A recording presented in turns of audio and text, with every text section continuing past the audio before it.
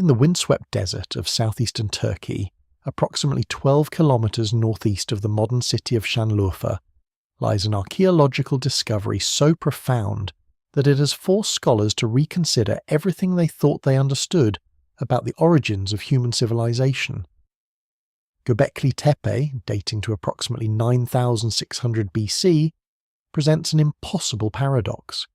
This massive temple complex, consisting of at least 20 circular stone enclosures adorned with precisely carved pillars weighing up to 16 tons each, was constructed by people who, according to conventional archaeological models, should not have possessed the organizational capabilities, technical knowledge, or motivational frameworks necessary for such an undertaking. The site predates Stonehenge by 6,000 years and the Egyptian pyramids by 7,000 years, yet displays architectural sophistication and artistic achievement that rivals these later monuments. What makes Göbekli Tepe particularly enigmatic is not merely its age, but the complete absence of any evidence for gradual technological development leading to its construction. The earliest levels of the site display the most sophisticated workmanship, with later phases showing progressive decline in both technical skill and artistic vision. This pattern contradicts the fundamental archaeological principle that human societies develop from simple to complex. The massive T-shaped pillars, some standing over 5 meters tall, are carved from single pieces of limestone quarried from bedrock hundreds of meters away and transported to the construction site using methods that remain unexplained. The pillars display intricate relief carvings of animals, abstract symbols, and anthropomorphic figures executed with precision that requires advanced stone-cutting tools and artistic traditions that should have taken centuries to develop. The evidence we're about to examine spans multiple continents and encompasses discoveries that challenge conventional timelines of human development. From the submerged ruins off the coast of India to the precision-cut megaliths of South America, from cuneiform tablets describing antediluvian civilizations to astronomical knowledge encoded in monuments worldwide, a consistent pattern emerges.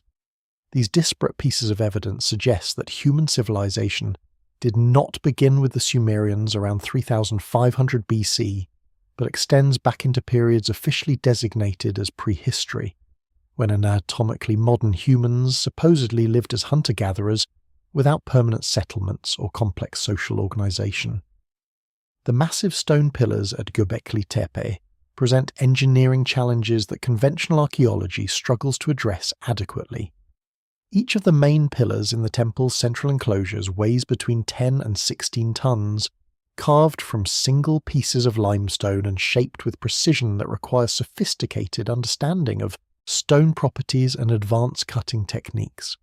Archaeological analysis conducted by the German Archaeological Institute under the direction of Klaus Schmidt revealed that the limestone blocks were quarried from bedrock, located approximately 500 meters south of the main temple complex, extracted using methods that leave distinctive tool marks inconsistent with the flint and obsidian implements that should have been the only tools available to Neolithic populations. The quarrying process itself presents a technological puzzle that remains unsolved. The bedrock quarry shows evidence of systematic extraction that created channels along the edges of the intended blocks, allowing them to be separated from the surrounding stone. These extraction channels display smooth surfaces and uniform depths that indicate controlled cutting, rather than the irregular fracturing that would result from primitive percussion techniques. Experimental archaeology conducted by researchers from the German Archaeological Institute attempted to replicate these quarrying methods using reconstructed Neolithic tools, including flint picks and stone hammers. The experiments revealed that while it was theoretically possible to extract limestone using these primitive implements, the time required would have been prohibitive, and the resulting surfaces would show significantly different wear patterns from those observed at the actual quarry site. The transportation of these massive monoliths from the quarry to the construction site compounds the engineering mystery. The route from the quarry to the temple complex involves crossing uneven terrain with elevation changes, that would make moving 10 to 16-ton blocks extraordinarily difficult using only human labour and simple mechanical aids. Calculations by engineers examining the site suggest that moving a single pillar would require coordinated effort from at least 500 individuals working with ropes, levers and possibly sledges or rollers. However, no evidence for the construction of roads or prepared surfaces has been found along the presumed transportation routes, nor have archaeologists discovered the remnants of the massive quantities of timber that would have been necessary for rollers or sledges capable of supporting such weights. The precision shaping of the pillars after extraction demonstrates technical capabilities that far exceed what should have been possible for Neolithic populations. Each T-shaped pillar consists of a vertical shaft topped by a horizontal crosspiece, with the junction between these two elements carved from the single limestone block. The surfaces of the pillars show evidence of careful smoothing that created nearly flat planes across areas measuring several square metres. This level of surface preparation requires not only appropriate tools for removing stone material uniformly, but also methods for measuring and verifying flatness across large surfaces. The edges where different faces of the pillars meet display sharp, clean intersections that indicate controlled cutting rather than the rounded edges that would result from pecking or grinding with stone tools. The carving of the relief figures covering the pillar surfaces demonstrates even more remarkable technical achievement. The animal figures are rendered in various depths of relief, from shallow surface carvings to deep three-dimensional forms that stand proud of the background by as much as 15 centimetres. Creating these varied relief depths requires selective removal of stone material to precise depths across complex curved surfaces while maintaining the anatomical proportions and artistic integrity of the figures. The tool marks visible under magnification show characteristics consistent with metal cutting implements rather than the stone or bone tools that should have been the only options available to the builders.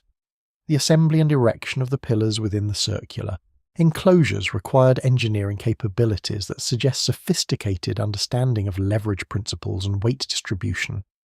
Each pillar had to be positioned precisely within its designated location and raised from horizontal to vertical orientation without damaging the carefully carved surfaces.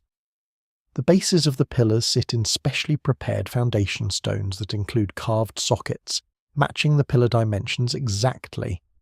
These foundation preparations had to be completed before pillar erection, requiring advanced knowledge of the precise dimensions and positioning that each pillar would occupy.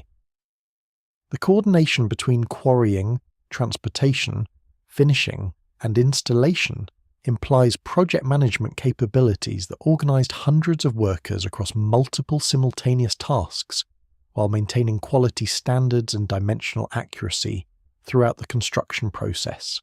The relief carvings covering the Göbekli Tepe pillars constitute a sophisticated, symbolic system that demonstrates advanced cognitive capabilities and suggests the existence of complex mythological frameworks.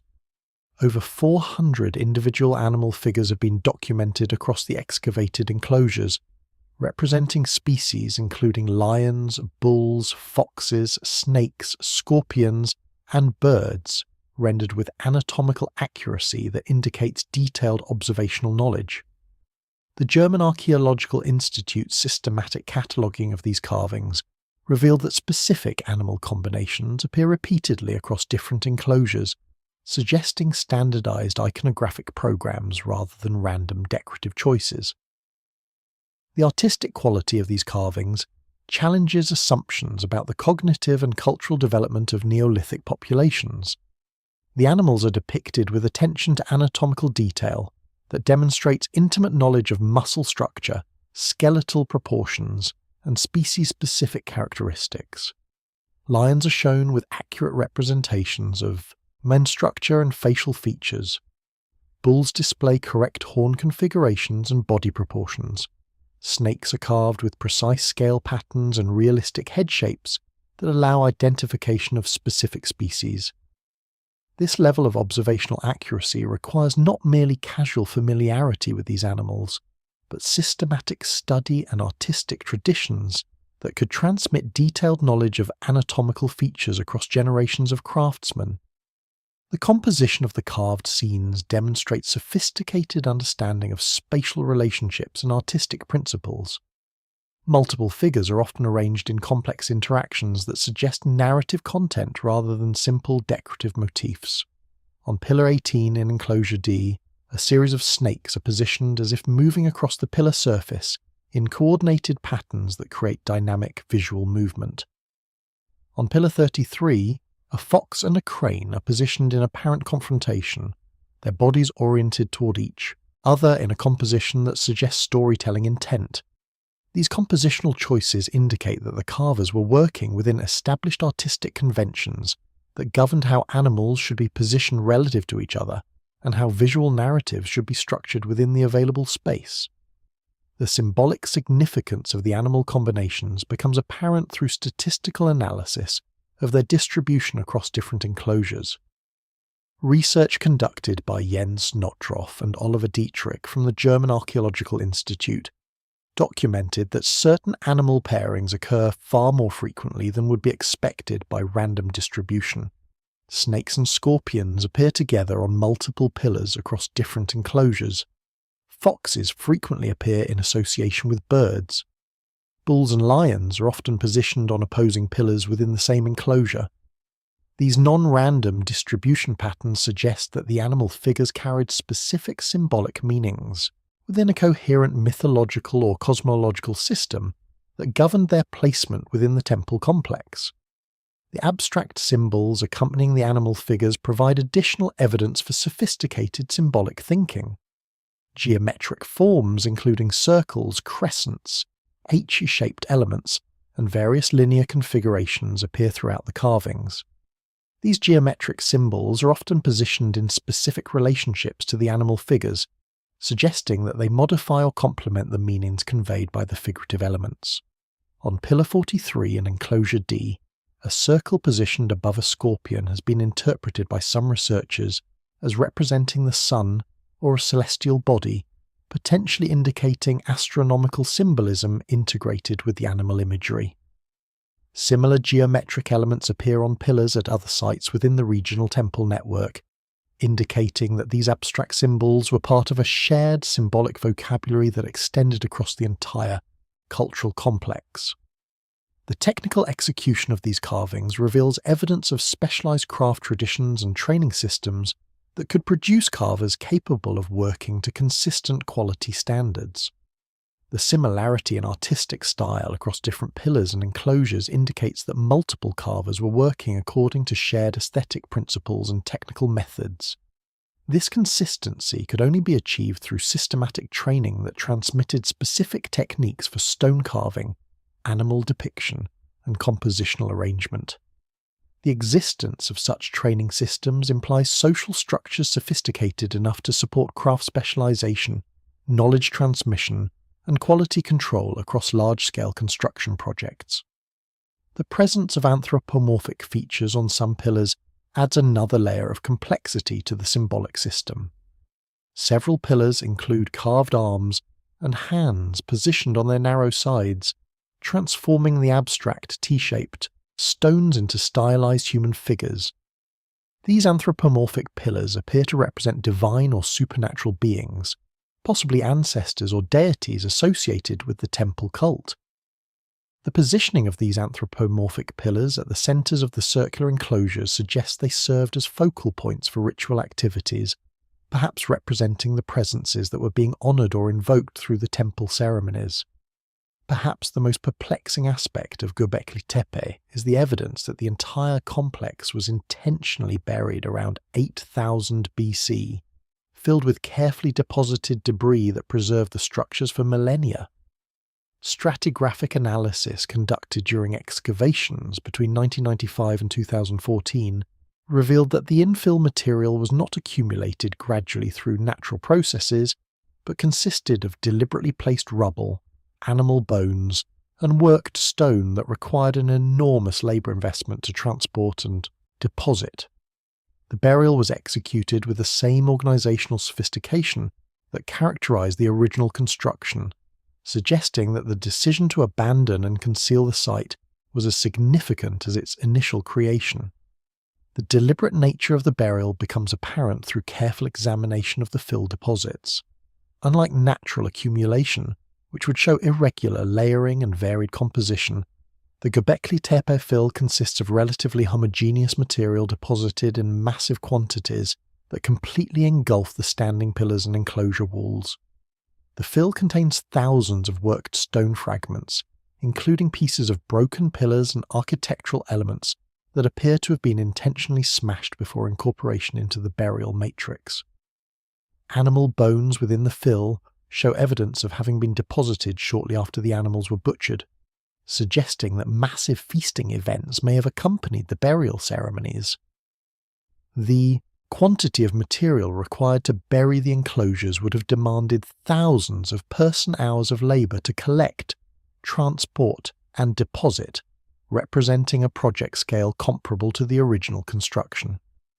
The stratigraphic evidence reveals that the burial occurred in discrete episodes rather than as a single event. Different enclosures were buried at different times, with some sections remaining in use while others had already been filled and sealed.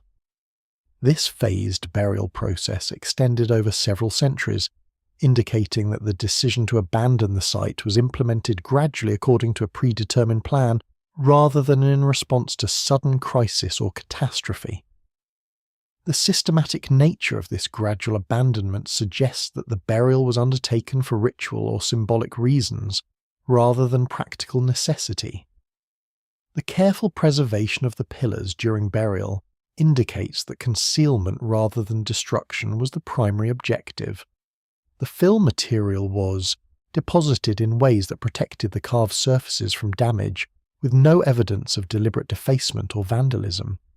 In several instances, the fill around particularly important pillars was packed, especially carefully, almost as if cushioning the monuments against future damage.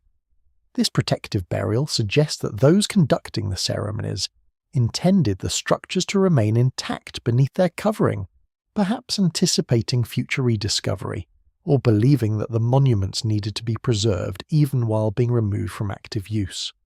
The timing of the burial raises profound questions about the cultural changes that motivated this massive undertaking. Radiocarbon dating of organic materials from the fill layers indicates that the burial process began around 8200 BC and continued until approximately 8000 BC. This period corresponds with significant cultural transitions visible in the archaeological record of the region, including changes in settlement patterns, subsistence strategies, and material culture. Some researchers have suggested that the burial of Göbekli Tepe marked the end of a religious tradition that was being replaced by new belief systems associated with the emerging agricultural societies of the Neolithic period. The symbolic significance of burial as a deliberate act of closure cannot be understated. In many traditional cultures, burial represents not merely concealment, but transformation, a ritual death that allows for rebirth or transition to new states of being. The burial of Göbekli Tepe may have represented the ritual termination of the sacred power associated with the site, a necessary closing of one cosmic or religious era to allow the opening of another. The massive labour investment required for this burial demonstrates that the communities involved considered this closure to be of paramount importance, worthy of mobilizing resources on a scale matching the original construction. Göbekli Tepe represents only the most thoroughly excavated example of a broader temple-building tradition that extended across southeastern Anatolia during the 10th and 9th millennia BC. Ground-penetrating radar surveys conducted by the German Archaeological Institute between 2010 and 2015 identified at least 16 additional sites within a 50-kilometre radius that display similar geophysical signatures, suggesting the existence of an extensive sacred landscape. Excavations at Karahan Tepe, located approximately 60 kilometres east of Göbekli Tepe, have revealed architectural features and carved pillars that match closely with the Göbekli Tepe structures, indicating coordinated construction efforts guided by shared architectural principles.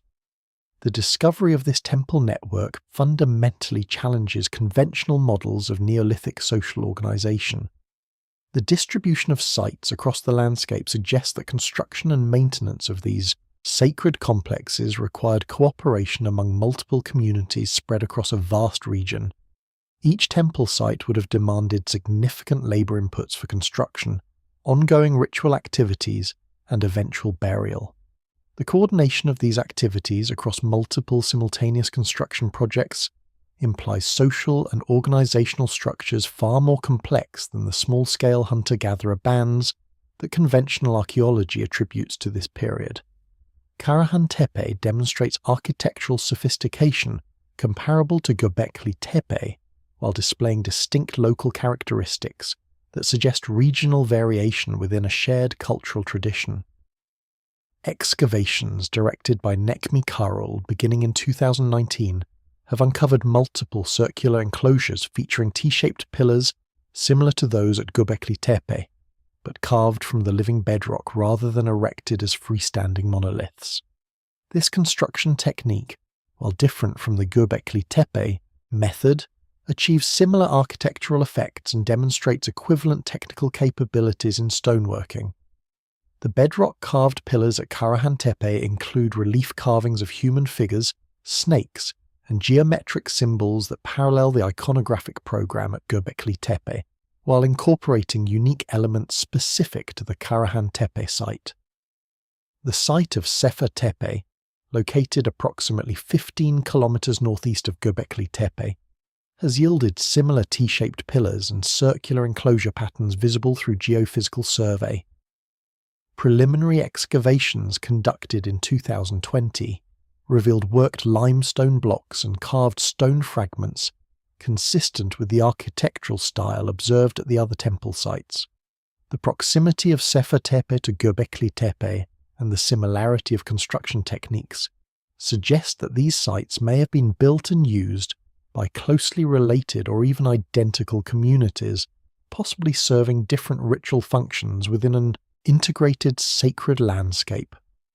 Survey data from Hamzan Tepe, Tashla Tepe, and numerous other mounded sites throughout the region indicate that the temple building tradition was far more extensive than previously recognized.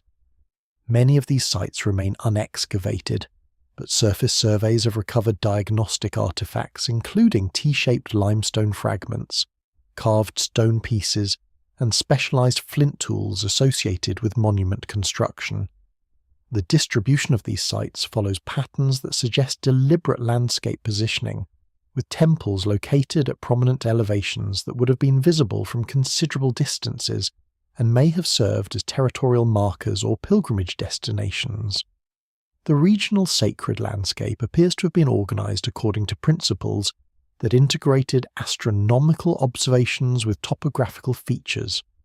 Several of the identified temple sites share common celestial orientations with enclosure alignments that track the rising or setting positions of specific stars or solar positions at significant calendar dates.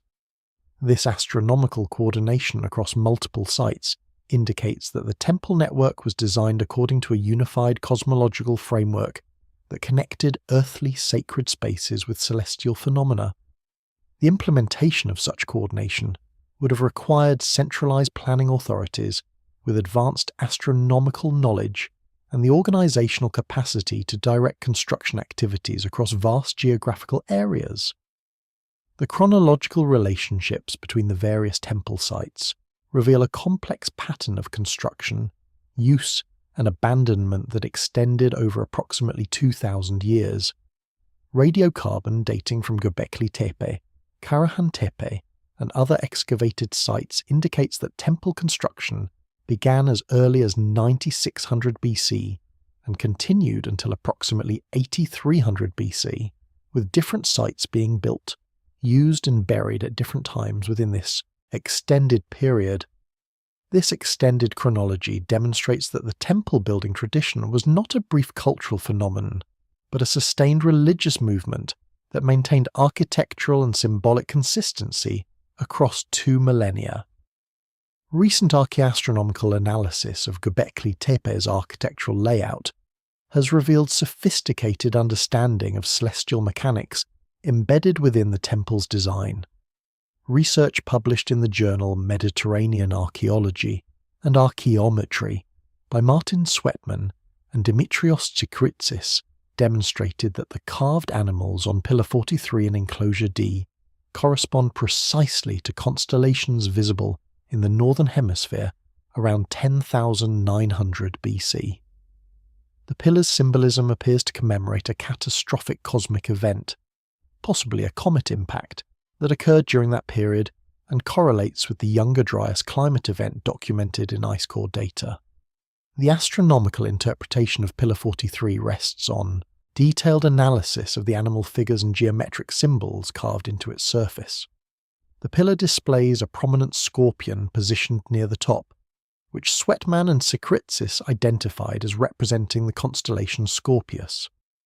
In the night sky of 10,900 BC, Scorpius would have been positioned near the galactic centre during the summer months, a significant location in many ancient cosmological systems.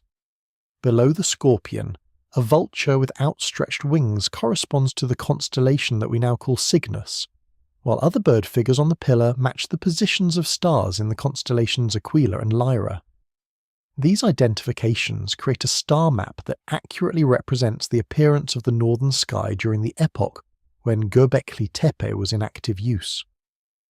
The most striking feature of this astronomical interpretation involves the symbolism concentrated at the pillar's centre. A headless human figure surrounded by vultures and positioned beneath the scorpion and bird symbols has been interpreted as representing a catastrophic event that affected both the heavens and the earth. Sweatman and Tsikritsis propose that this scene commemorates a comet impact that triggered the Younger Dryas climate change, an event that would have been visible in the night sky and would have had devastating consequences for human populations worldwide. The positioning of the headless figure beneath specific constellation symbols may indicate the date when this catastrophe occurred, encoded in stone as a permanent memorial. The proposed connection to the Younger Dryas impact hypothesis gains support from geological evidence documented at sites across the Northern Hemisphere. The Younger Dryas boundary layer, dated to approximately 12,900 years ago, contains elevated concentrations of materials associated with cosmic impacts, including platinum group elements, nanodiamonds, and carbon spherules. Research published in the Journal of Geology by a team led by Richard Firestone documented these impact markers at more than 50 sites spanning North America, Europe, and the Middle East. The geographical distribution of impact markers suggests that a fragmented comet struck multiple locations across the Northern Hemisphere, triggering massive wildfires, rapid climate change, and the extinction of numerous large mammal species. The timing of this proposed impact event corresponds closely with dramatic changes in human cultures visible in the archaeological record. The Clovis culture of North America, which had dominated the continent for several centuries, abruptly disappeared from the archaeological record at the Younger Dryas boundary. In Europe and the Near East, archaeological evidence indicates significant population disruptions and cultural transformations occurring at this same period. The sudden construction of monumental temple complexes like Göbekli Tepe in the centuries following this catastrophe may represent a cultural response to traumatic events, with surviving populations creating permanent memorials to the disaster and establishing new ritual systems designed to prevent future catastrophes. The astronomical knowledge required to create accurate star maps and encode catastrophe dates in stone monuments demonstrates capabilities far exceeding what conventional archaeology attributes to Neolithic populations. Creating an accurate representation of constellation positions requires systematic observations conducted over extended periods to map the relationships between different stars and to account for the apparent motion of the night sky caused by Earth's rotation. The correspondence between the Göbekli Tepe carvings and actual stellar positions in 10,900 BC indicates that the temple builders possessed both the observational capabilities to map the night sky accurately and the astronomical knowledge to understand the significance of specific celestial configurations. The integration of astronomical knowledge with architectural design appears throughout the Göbekli Tepe complex. Enclosure D, which contains the astronomically significant Pillar 43, is oriented with its main axis aligned to the setting position of the star Deneb in the constellation Cygnus during the epoch of construction.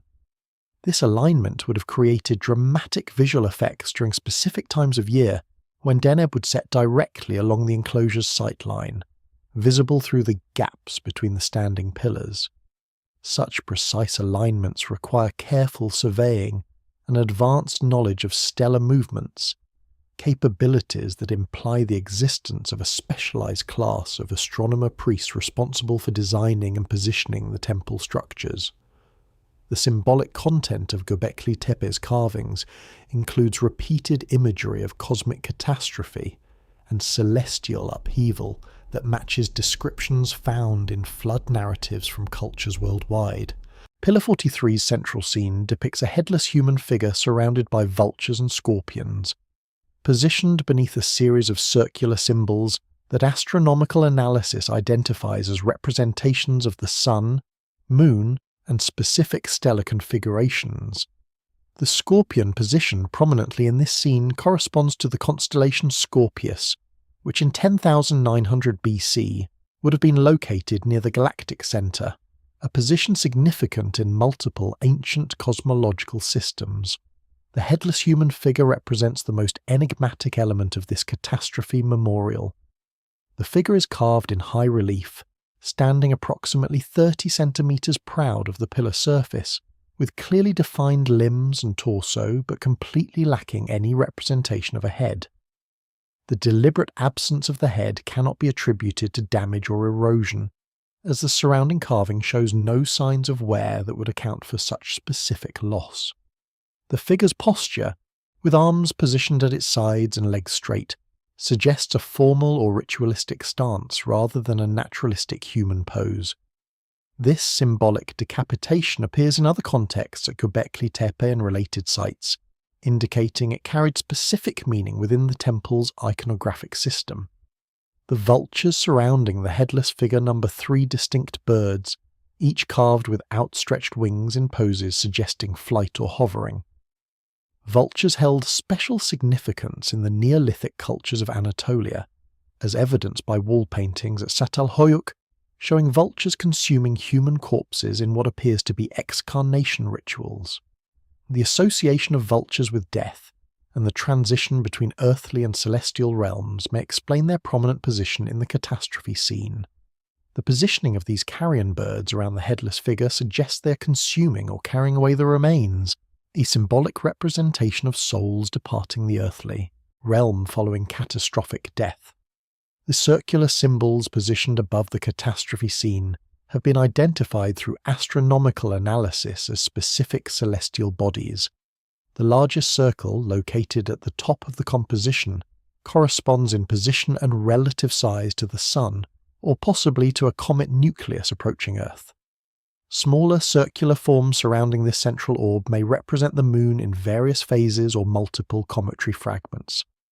The positioning of these symbols directly above the headless figure creates a clear visual connection between the celestial phenomena and the earthly catastrophe, suggesting that the builders of Göbekli Tepe understood that events in the heavens directly caused the disaster commemorated in stone. Additional symbolic elements throughout Enclosure D reinforce this catastrophe narrative. Pillar 18 displays a series of serpentine forms that some researchers interpret as representing meteor showers or cometary debris streams. The snakes are carved in unusual poses, appearing to fall from the upper portions of the pillar toward the base, consistent with the appearance of meteors streaking across the night sky. Pillar 27 shows what appear to be flames or radiating energy patterns that could represent the thermal effects of atmospheric entry or impact events.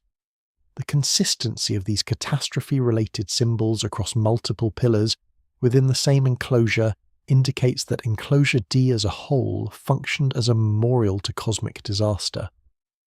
The technical sophistication of these symbolic representations demonstrates that the Göbekli Tepe builders possessed not merely artistic skill, but also scientific understanding of celestial mechanics.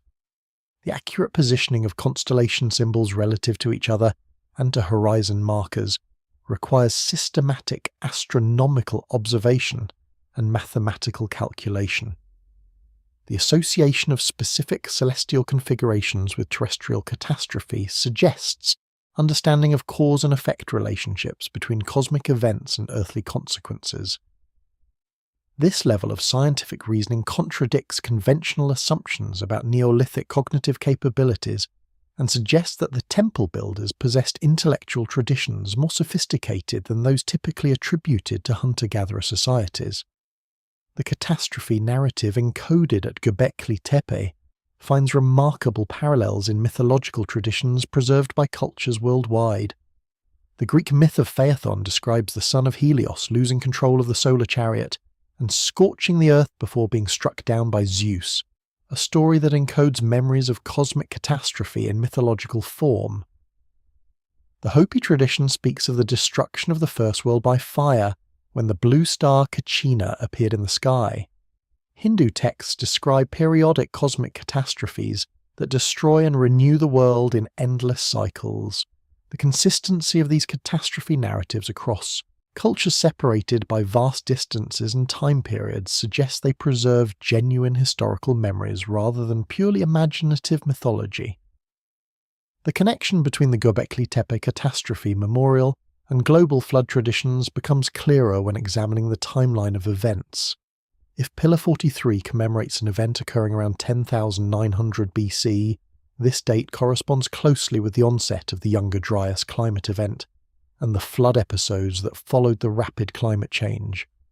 The survivors of such catastrophe would have possessed powerful motivations for creating permanent memorials to ensure that future generations remembered the disaster, and perhaps to establish ritual systems intended to prevent recurrence.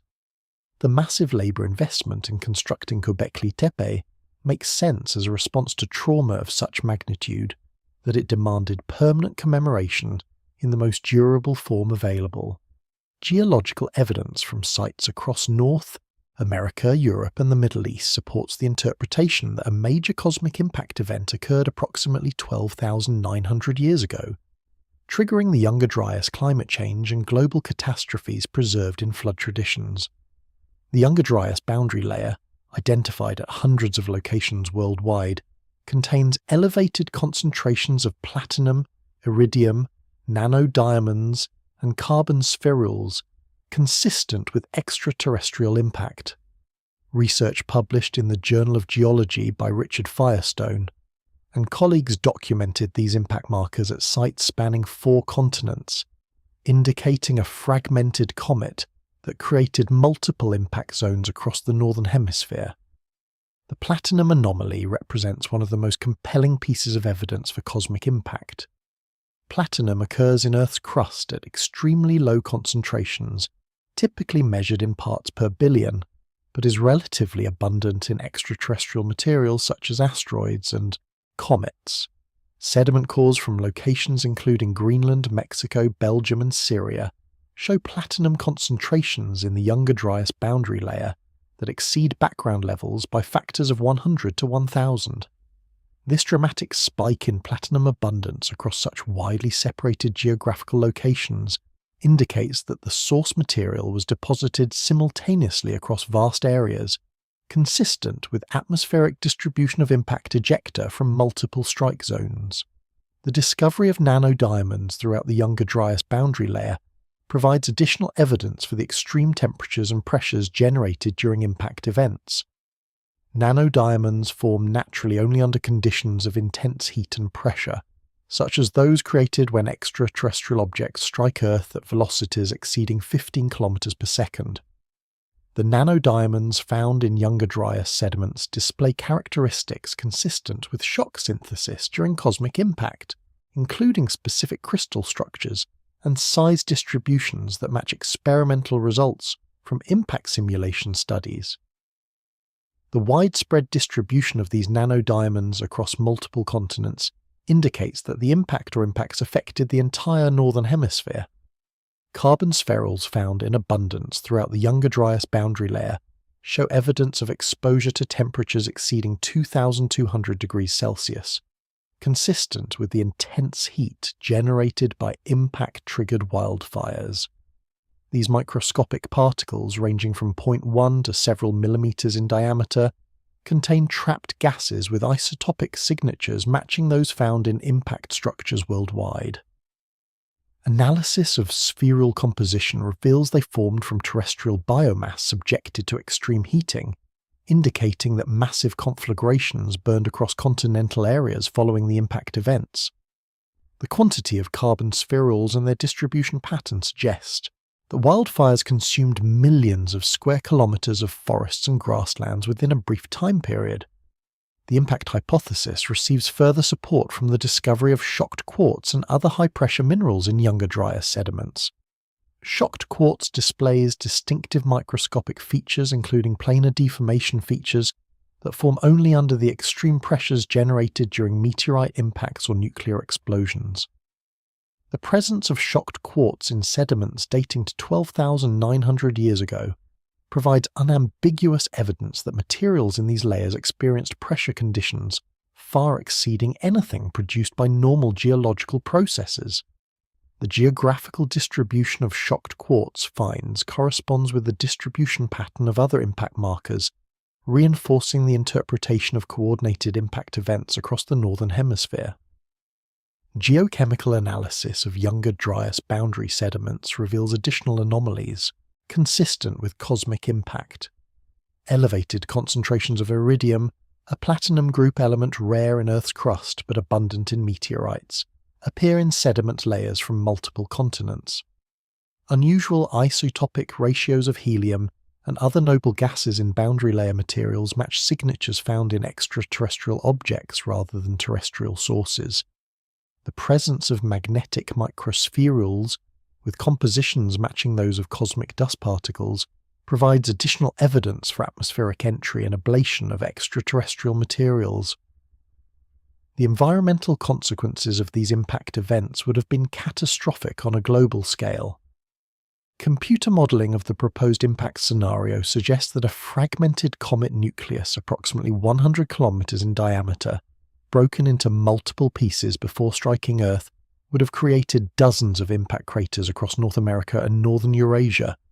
The immediate effects would have included thermal radiation that ignited continental-scale wildfires, blast waves that devastated areas thousands of kilometers from impact sites, and massive quantities of dust and debris ejected into the atmosphere. The atmospheric loading of impact, ejecta, and smoke from wildfires would have blocked sunlight and triggered rapid cooling that initiated the Younger Dryas climate event.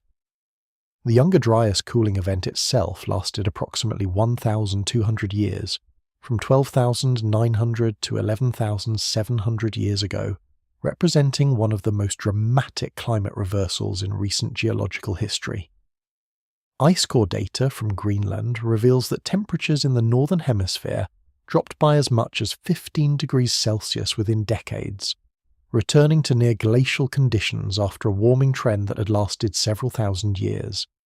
This rapid cooling would have devastated human populations adapted to the warmer conditions of the preceding period, destroyed food sources, and forced massive migrations as habitable zones shifted toward the equator. More than 500 distinct cultural traditions preserve detailed accounts of a great flood that destroyed previous civilizations, and the consistency of specific details across these independent narratives argues against dismissing them as purely mythological constructs. The flood accounts from Mesopotamia, India, Greece, China, Mesoamerica, and Australia include remarkably similar elements regarding flood duration, survival methods, divine warnings, and post-flood reconstruction that suggest shared memories of actual catastrophic events. The Sumerian account of Ziusudra, preserved on tablets dating to approximately 2100 BC, describes a flood lasting 7 days and 7 nights, a duration that appears in flood narratives from the Cherokee, the Hopi, and the Bunurong peoples of Australia.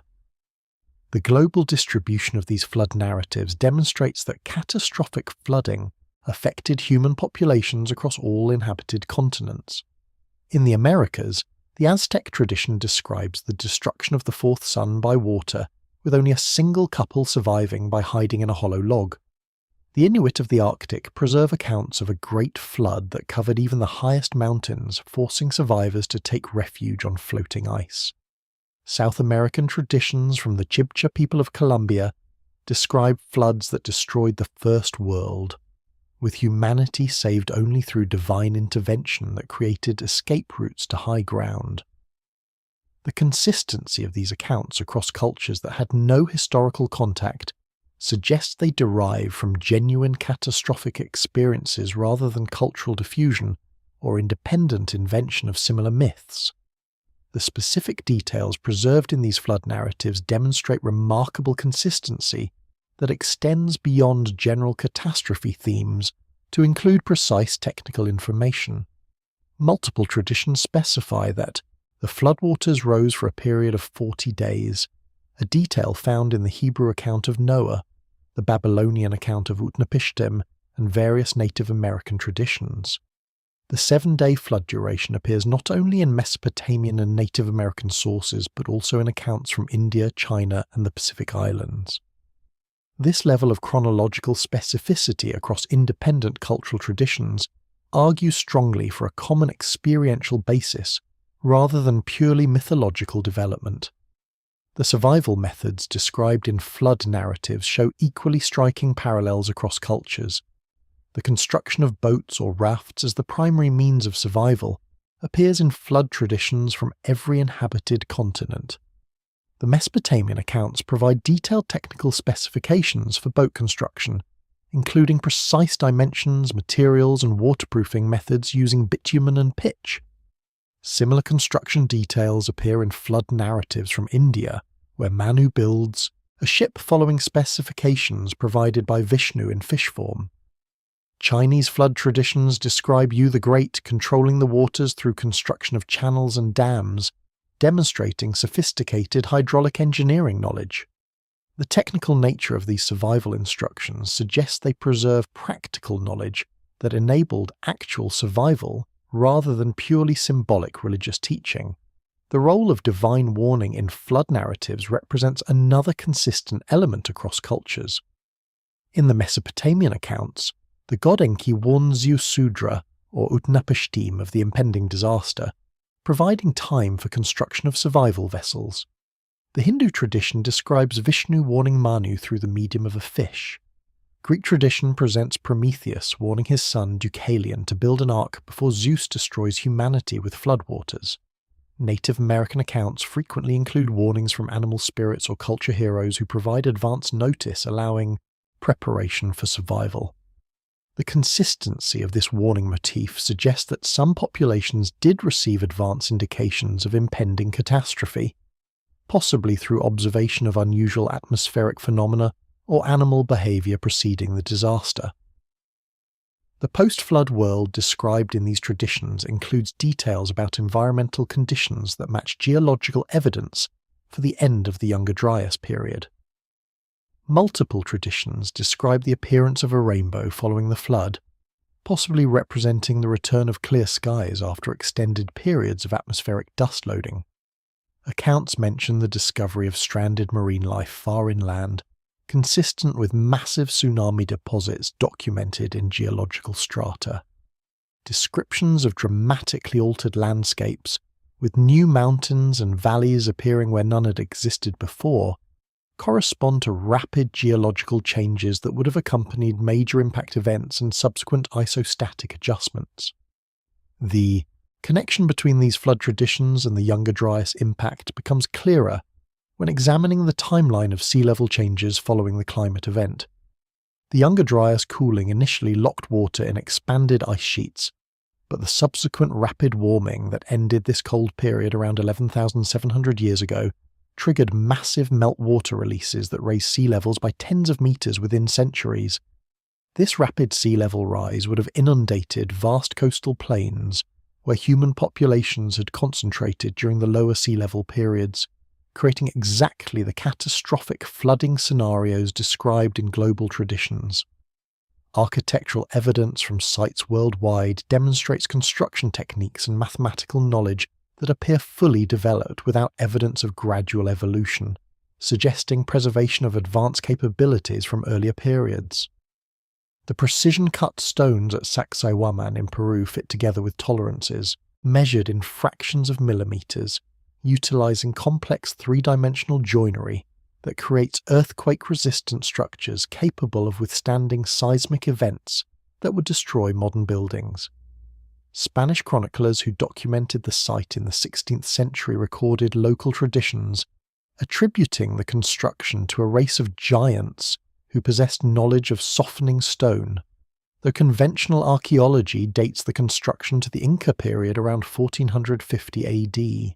The megalithic walls at Sacsayhuamán consist of stones weighing up to 200 tons fitted together in complex patterns that create interlocking three-dimensional puzzles.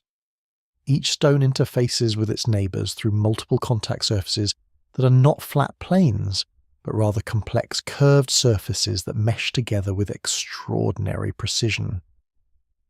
This three-dimensional joinery requires that each stone be shaped not only to fit the stones immediately adjacent to it, but also to accommodate stones positioned above, below, and diagonal to its placement. The mathematical complexity of calculating these three-dimensional interfaces exceeds the computational capabilities typically attributed to Inca engineers working without written mathematical notation or mechanical calculating devices. The precision of the stone fitting at Sacsayhuamán achieves tolerances that challenge modern construction techniques. The joints between stones are so tight that a knife blade cannot be inserted between adjacent blocks, indicating fitting precision of less than 1 millimeter across contact surfaces that may extend for several square meters. This level of precision requires not only appropriate tools for shaping stone to exact specifications, but also methods for measuring and verifying dimensional accuracy during the fitting process. The stones show no evidence of mortar or other binding agents, relying entirely on precision fitting and gravitational forces to maintain structural integrity. The construction techniques used at Sacsayhuamán demonstrate sophisticated understanding of earthquake engineering principles that would not be formally recognized until the 20th century. The interlocking stone pattern creates a flexible structure that can shift during seismic events without losing coherence. The stones are positioned with slight inward lean that enhances gravitational stability. The wall faces are constructed with a batter, or backward slope, that further improves resistance to earthquake-induced overturning. These design features demonstrate understanding of dynamic structural behavior under seismic loading that requires either extensive empirical testing or theoretical knowledge of structural mechanics. The local traditions recorded by Spanish chroniclers provide alternative explanations for these remarkable construction achievements. Garcilaso de la Vega, writing in the early 17th century based on accounts from Inca informants, recorded that the ancients possessed knowledge of a plant that could soften stone, allowing it to be shaped like clay before hardening again. While dismissed by conventional archaeology as folklore, this tradition may preserve garbled memories of actual chemical or technological processes for modifying stone properties. Recent research has identified plant species in Peru that produce oxalic acid and other compounds capable of etching limestone surfaces, suggesting possible bases for stone softening traditions. Similar traditions of stone manipulation appear in cultures worldwide, suggesting that knowledge of advanced stoneworking techniques was more widespread than conventional archaeology acknowledges. Polynesian traditions describe the use of mana, a spiritual power that could move and shape massive stones.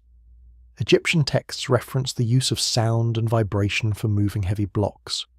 These consistent traditions across geographically separated cultures may preserve memories of technological capabilities that were lost following civilizational disruptions but retained in oral traditions and symbolic religious practices. Submerged ruins discovered off the coast of Gujarat, India, provide physical evidence of sophisticated urban centres that existed during periods when sea levels were significantly lower than today. Marine archaeological surveys conducted by the National Institute of Ocean Technology between 2001 and 2009 revealed massive stone structures at depths of up to 40 metres, including walls, gates, and what appear to be harbour facilities constructed from precisely fitted megalithic blocks. The underwater city of Dwarka, described in Hindu texts as Krishna's capital, extends over several square kilometres of seafloor and contains architectural elements that match descriptions found in the Mahabharata. The discovery of underwater Dwarka represents one of the most significant archaeological finds supporting the historical basis of Indian epic literature. Side-scan sonar surveys conducted by marine archaeologists revealed geometric patterns on the seafloor, consistent with planned urban layouts rather than natural geological formations.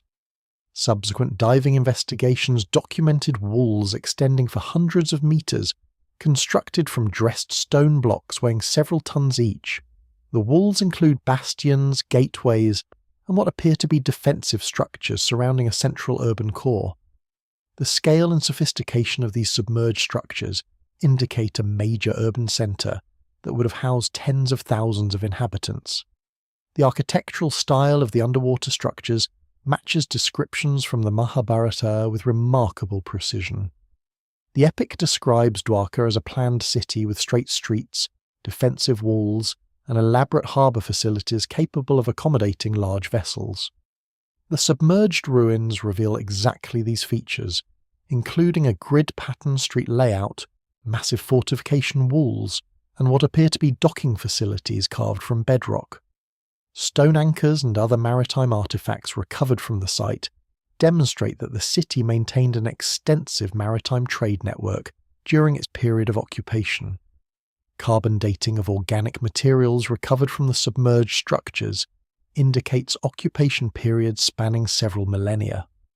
Wood samples from structural elements provided dates ranging from 7,500 BC to 1500 BC, suggesting either very long-term occupation or multiple construction phases separated by centuries. The earliest dates place the initial construction of Dwarka during periods when sea levels were significantly lower than today, supporting the interpretation that rising seas eventually inundated and abandoned the city. The latest dates indicate that portions of the city remained occupied even as sea levels rose, with inhabitants perhaps adapting to encroaching waters before final abandonment. The construction techniques employed in underwater Dwarka demonstrate engineering capabilities comparable to those seen at major terrestrial sites. The megalithic blocks are fitted together with precision joinery that creates stable structures capable of withstanding the erosive forces of tidal currents and wave action for thousands of years. Some blocks show evidence of having been shaped using advanced stone-cutting tools that created smooth surfaces and precise right angles. The positioning of massive blocks in underwater contexts would have required sophisticated understanding of hydrodynamics and structural stability in aquatic environments. The harbour facilities at underwater Dwarka include features that demonstrate advanced maritime engineering knowledge. Carved channels in the bedrock appear designed to facilitate ship movements during different tidal conditions. Stone structures that may have served as breakwaters or jetties show positioning calculated to reduce wave energy and create protected anchorages. The sophistication of these maritime installations suggests that Dwarka functioned as a major port serving extensive trade networks, possibly connecting the Indus Valley civilization with maritime routes extending to Mesopotamia, Arabia, and East Africa. The submersion of such an important maritime centre beneath rising seas would have disrupted regional trade networks and forced reorganisation of economic systems throughout the Indian Ocean region. Off the southern coast of Japan's Yonaguni Island, underwater surveys have documented massive stone structures that display characteristics consistent with artificial construction rather than natural geological formation.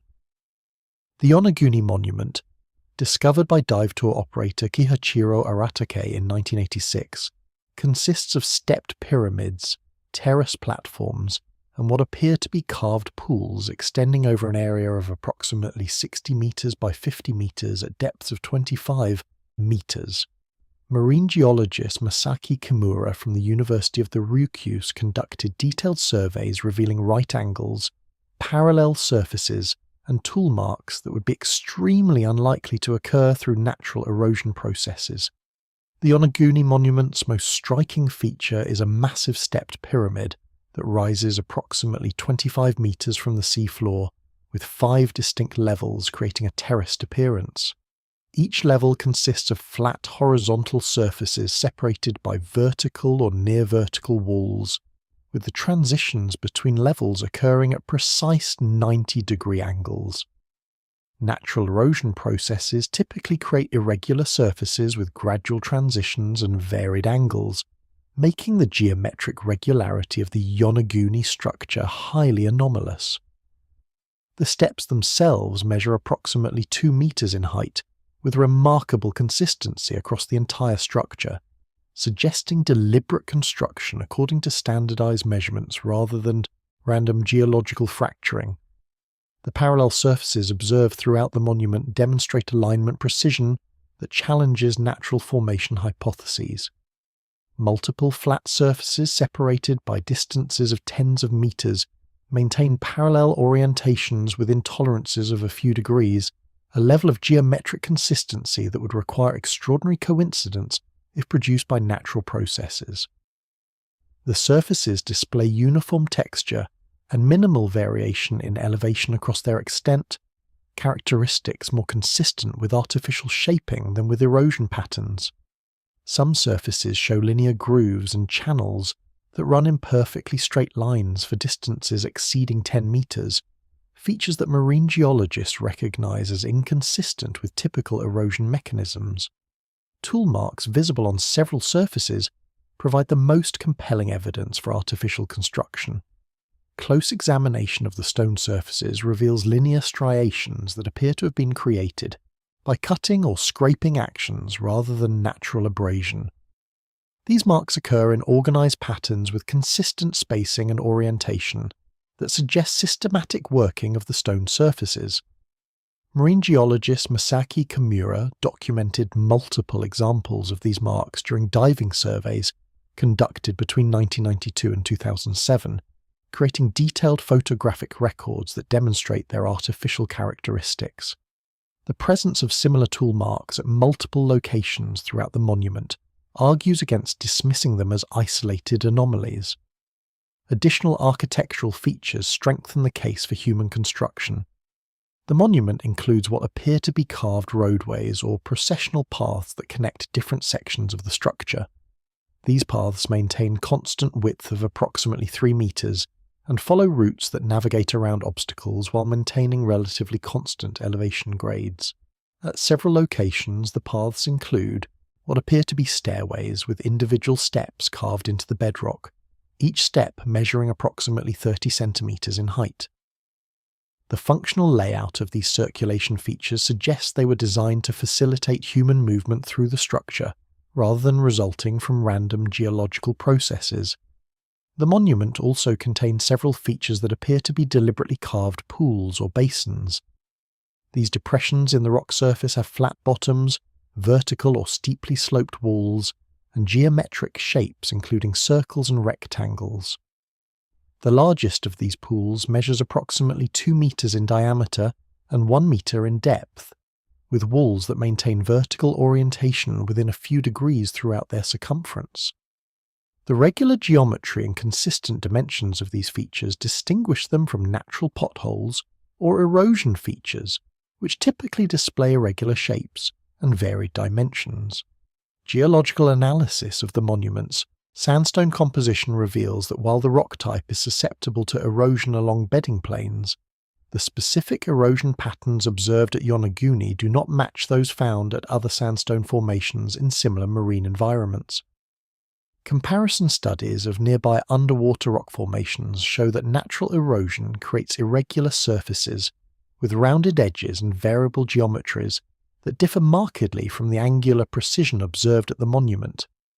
The contrast between the monument's geometric regularity and the irregular erosion patterns at adjacent natural formations provides strong evidence for human modification of the Yonaguni structure. The depth at which the monument rests provides crucial chronological information about its construction. At 25 meters below current sea level, the monument would have been submerged during the post-glacial sea level rise that occurred between approximately 15,000 and 7,000 years ago. Calculations based on our sea level curves indicate that the Yonaguni site was last above water approximately 10,000 years ago, suggesting that if the monument is indeed artificial, it was constructed during or before this period. This dating places the structure's construction within the same general time frame as Göbekli Tepe and other early megalithic sites, suggesting the possibility of a widespread tradition of monumental architecture during the terminal Pleistocene and early Holocene periods. Geological evidence documenting post-glacial sea level rise provides a chronological framework for understanding when coastal civilizations would have been submerged beneath rising oceans. Ice core data from Greenland and Antarctica combined with coral reef growth studies demonstrate that global sea levels rose approximately 120 meters between 15,000 and 7,000 years ago, with particularly rapid increases during meltwater pulse events. Meltwater pulse 1A occurring around 14,600 years ago raised sea levels by 16 to 25 meters within approximately 340 years, a rate of change that would have inundated vast coastal plains and displaced millions of people. The reconstruction of past sea levels relies on multiple independent lines of evidence that provide consistent chronological frameworks. Ice core data from the Greenland Ice Sheet Project and the European Project for Ice Coring in Antarctica preserve continuous records of atmospheric conditions and global ice volumes spanning the past 120,000 years. Analysis of oxygen isotope ratios in ice cores allows calculation of global ice volume at different time periods, which directly correlates with sea level through the relationship between ice sheet mass and ocean water volume. These ice core records demonstrate that global sea levels at the peak of the last glaciation, approximately 20,000 years ago, were 120 to 130 meters lower than present levels. Coral reef growth studies provide independent confirmation of sea level chronologies through analysis of fossil coral formations. Corals grow in shallow water within specific depth ranges relative to sea level, leaving behind fossil reefs that mark past sea level positions. Radiocarbon dating of coral samples from drowned reefs at various depths allows reconstruction of the timing and rate of sea level changes.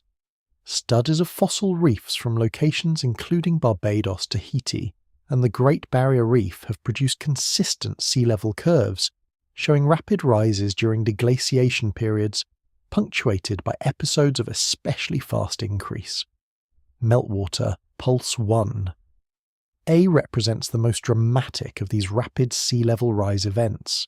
Evidence from coral reefs in Barbados indicates that sea level rose by 16 to 25 meters within a period of approximately 340 years, centered on 14,600 years ago. This rate of sea level rise, averaging approximately 5 to 7 centimeters per year, would have been visibly perceptible within human lifetimes and would have forced coastal populations to relocate repeatedly as shorelines advanced inland. The pulse occurred during the Bouling-Alerud warming period, when rising temperatures triggered catastrophic ice sheet collapse in the northern hemisphere, releasing massive volumes of meltwater into the oceans. The geographical impact of such rapid sea level rise would have been devastating for coastal civilizations. Computer modelling of shoreline positions during different sea level stages reveals that vast areas of continental shelf that are now underwater were exposed as dry land during the glacial period. These exposed shelves included extensive coastal plains that would have provided attractive settlement locations due to their access to both terrestrial and marine resources. The flooding of these plains during deglaciation would have destroyed any archaeological sites located in these areas, removing entire categories of evidence about human occupation during the terminal Pleistocene. The rate of shoreline advance during meltwater pulse events would have created crisis conditions for coastal populations. A sea level rise rate of 5 centimeters per year translates to shoreline advance rates that vary depending on coastal topography, but could reach several meters per year on gently sloping coastal plains. Such rapid environmental change would have forced communities to abandon settlements repeatedly, disrupting social systems and potentially destroying accumulated cultural knowledge.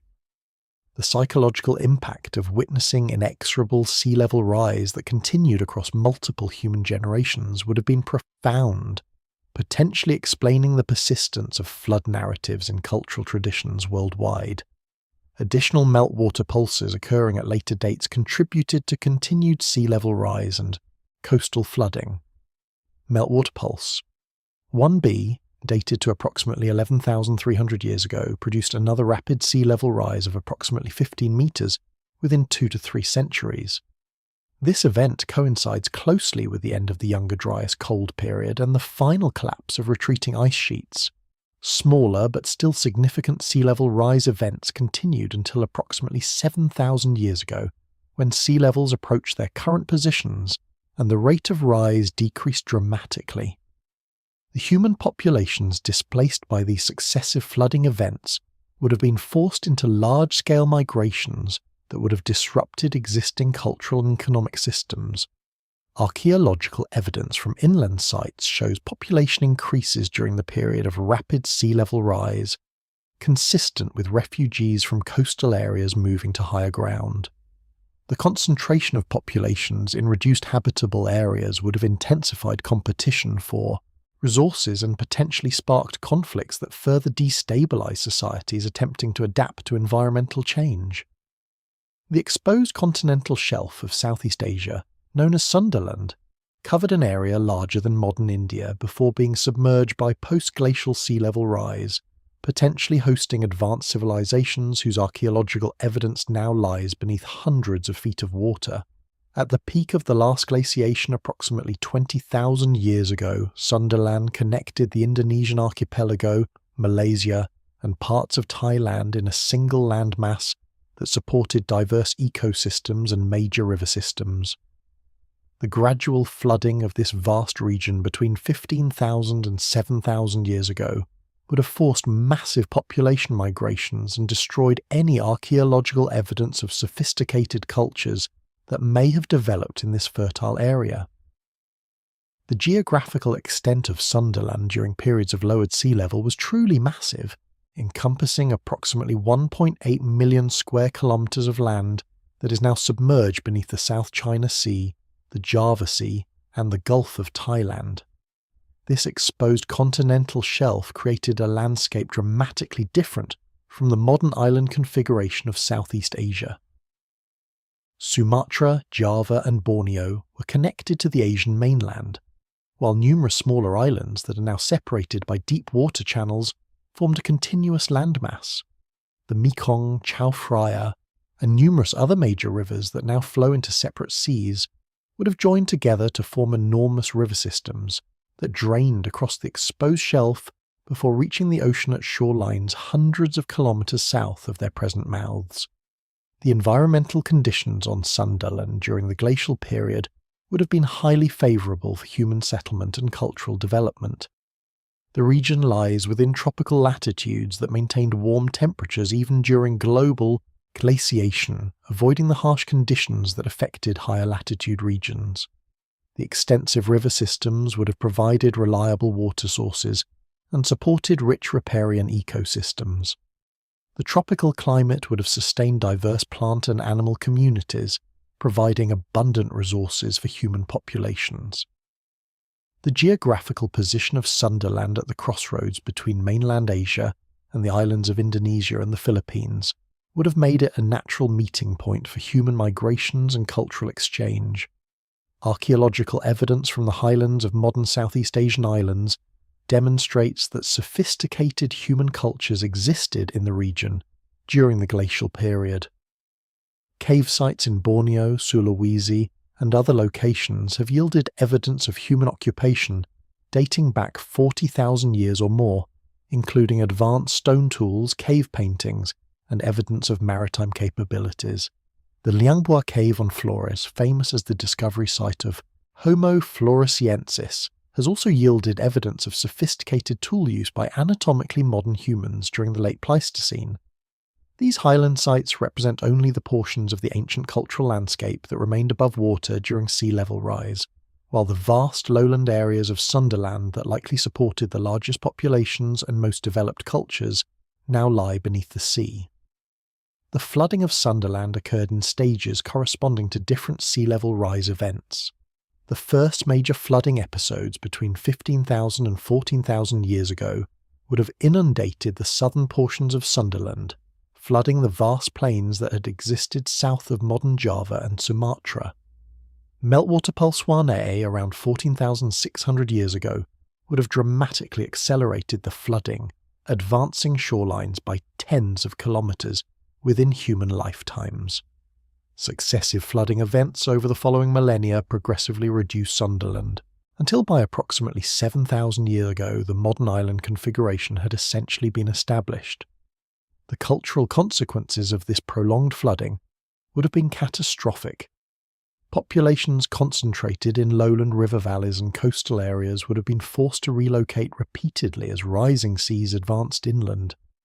The most productive agricultural lands and the richest fishing grounds would have been progressively submerged, reducing the resource base available to support large populations. The disruption of established trade networks and cultural centres would have forced reorganisation of social and economic systems. Many cultural traditions, technological knowledge systems and historical records that had been developed over millennia could have been lost during the chaos of displacement and migration. The possibility that advanced civilizations developed on Sunderland during the glacial period gained support from linguistic and genetic evidence suggesting that Southeast Asia served as a major centre for human cultural development and dispersal.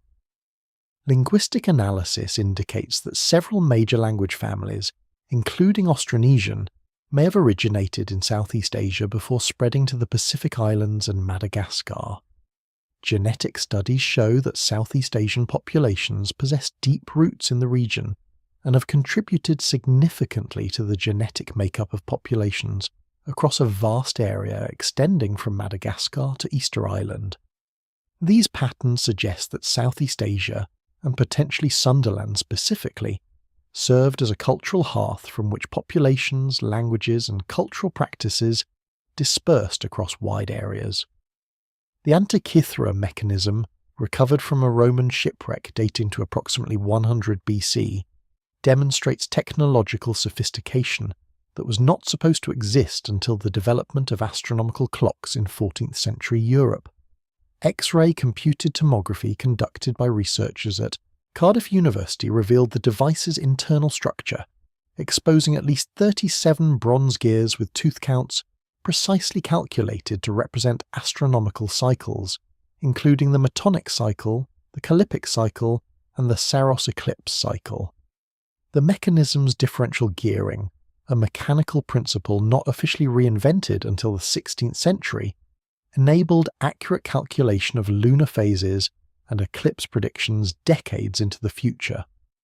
The discovery of the Antikythera mechanism occurred in 1901 when sponge divers exploring a Roman shipwreck off the Greek island of Antikythera recovered numerous bronze and marble artifacts from the seafloor at a depth of approximately 45 metres. Among the recovered objects was a heavily corroded bronze mechanism that initially attracted little attention due to its degraded condition. The mechanism had broken into multiple fragments during the shipwreck, and centuries of exposure to seawater had covered the bronze surfaces with thick layers of corrosion products that obscured the original structure. Only after cleaning and preliminary examination did researchers recognise that the object represented some form of complex mechanical device rather than a simple bronze sculpture or vessel. Early studies of the mechanism conducted by physicist Derek de Sola Price during the 1950s and 60s employed X-ray radiography to examine the internal structure without further damaging the fragile corroded fragments. These initial X-rays revealed the presence of multiple gears arranged in complex configurations, demonstrating that the device was far more sophisticated than any other known mechanism from antiquity. Price's analysis identified approximately 30 gears and suggested that the device functioned as an astronomical calculator, though the limited resolution of the available imaging technology prevented complete reconstruction of the gear train arrangements and functions. Advanced imaging conducted between 2005 and 2006 using X-ray computed tomography provided unprecedented detail about the mechanism's internal structure.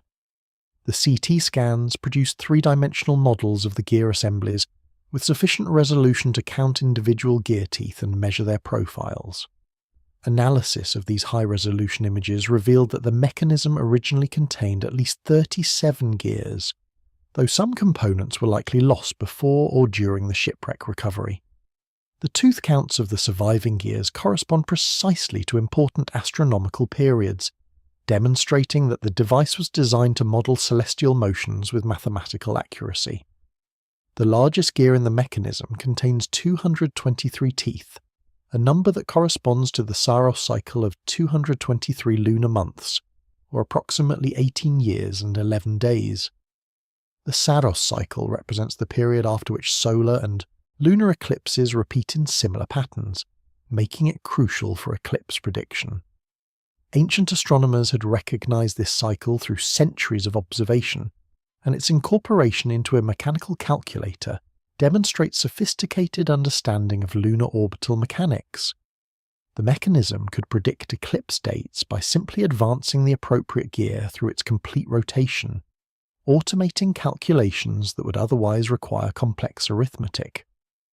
Another major gear train in the mechanism models the Metonic cycle, a period of 19 years or 235 lunar months, after which the phases of the moon repeat on the same calendar dates. This cycle formed the basis for lunar-solar calendars used throughout the ancient Mediterranean world, allowing the coordination of lunar months with the solar year. The mechanism's representation of the Metonic cycle enabled users to determine the relationship between lunar and solar calendars for any date within the cycle's span, facilitating calendar conversions and the calculation of festival dates tied to lunar phases. The mechanism also incorporates the Calippic cycle, a refinement of the Metonic cycle, consisting of 4 Metonic periods or 76 years. Greek astronomer Callippus developed this longer cycle in the 4th century BC to improve the accuracy of calendar calculations by accounting for small discrepancies in the Metonic approximation. The inclusion of the Calippic cycle in the Antikythera mechanism demonstrates that its designers possessed detailed knowledge of Hellenistic astronomical theory and were working at the cutting edge of contemporary scientific understanding. The differential gearing system incorporated into the mechanism represents perhaps its most remarkable technical achievement.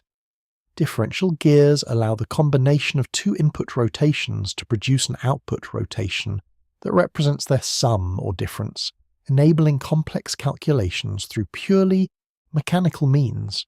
The Antikythera mechanism uses differential gearing to model the anomalistic motion of the Moon, accounting for variations in lunar orbital velocity caused by the Moon's elliptical orbit. This application of differential gearing required not only sophisticated mechanical engineering, but also deep understanding of lunar theory that would not be surpassed until the work of Johannes Kepler in the 17th century. The precision manufacturing evident in the mechanism's gears demonstrates metalworking capabilities that challenge assumptions about ancient technological limitations. The gear teeth are shaped with profiles that ensure smooth engagement and minimal backlash, characteristics that require careful design and skilled execution. The gears are mounted on bronze arbors that rotate in precisely aligned bearing surfaces, maintaining proper mesh alignment despite the complex 3-dimensional arrangement of the gear trains. The manufacturing tolerances required to produce functional gearing of this complexity would have demanded specialized tools, measurement instruments, and craftsmen with extraordinary skills. Clay jars discovered near Baghdad containing copper cylinders and iron rods demonstrate characteristics consistent with galvanic cells capable of generating electrical current suggesting that electrochemical knowledge existed in ancient Mesopotamia. The artifacts, excavated during the 1930s by German archaeologist Wilhelm König at Kujut Rabu, date to approximately 250 BC to 250 AD and consist of ceramic vessels sealed with bitumen containing copper tubes with iron cores. When filled with acidic solutions such as wine or vinegar, these assemblies produce voltages of approximately 1.1 volts, leading researchers to propose they functioned as batteries for electroplating applications or other electrical purposes. The Baghdad batteries, as these artifacts have become known, consist of standardized components that suggest systematic production rather than accidental assembly. Each battery unit includes a ceramic jar approximately 15 centimeters tall, a copper cylinder approximately 9 centimeters long, sealed at one end, an iron rod positioned inside the copper cylinder without touching its walls, and bitumen sealant that fixes the copper cylinder within the jar opening while maintaining electrical isolation between components. The consistency of design across multiple examples indicates that the creators understood the functional requirements for electrochemical cells and deliberately manufactured components according to specifications that would enable electrical generation. The copper cylinders display manufacturing techniques that demonstrate advanced metalworking capabilities. The cylinders are formed from copper sheet that has been rolled and soldered along a seam to create a watertight tube. The closed end of each cylinder is formed by hammering and soldering a circular copper disc to the tube, creating a sealed bottom that prevents electrolyte leakage. The precision of this metal fabrication and the quality of the soldered joints indicates skilled craftsmanship and understanding of metallurgical principles necessary for creating reliable electrochemical components. The iron rods positioned inside the copper cylinders show evidence of deliberate corrosion protection that suggests the creators understood electrochemical principles. Many of the iron rods retain traces of tin coating that would have reduced corrosion during storage and operation. The positioning of the iron rods within the copper cylinders maintains precise spacing that prevents electrical contact between the two metals while allowing electrolyte circulation. This careful design demonstrates understanding that the electrical generation depends on maintaining separation between dissimilar metals while allowing ionic conduction through the electrolyte solution. Experimental replication of the Baghdad batteries has confirmed their capability to generate electrical current. When assembled according to the archaeological evidence, and filled with acidic solutions including wine, vinegar, or citrus juice, the devices produce electrical potentials of approximately 1 to 2 volts.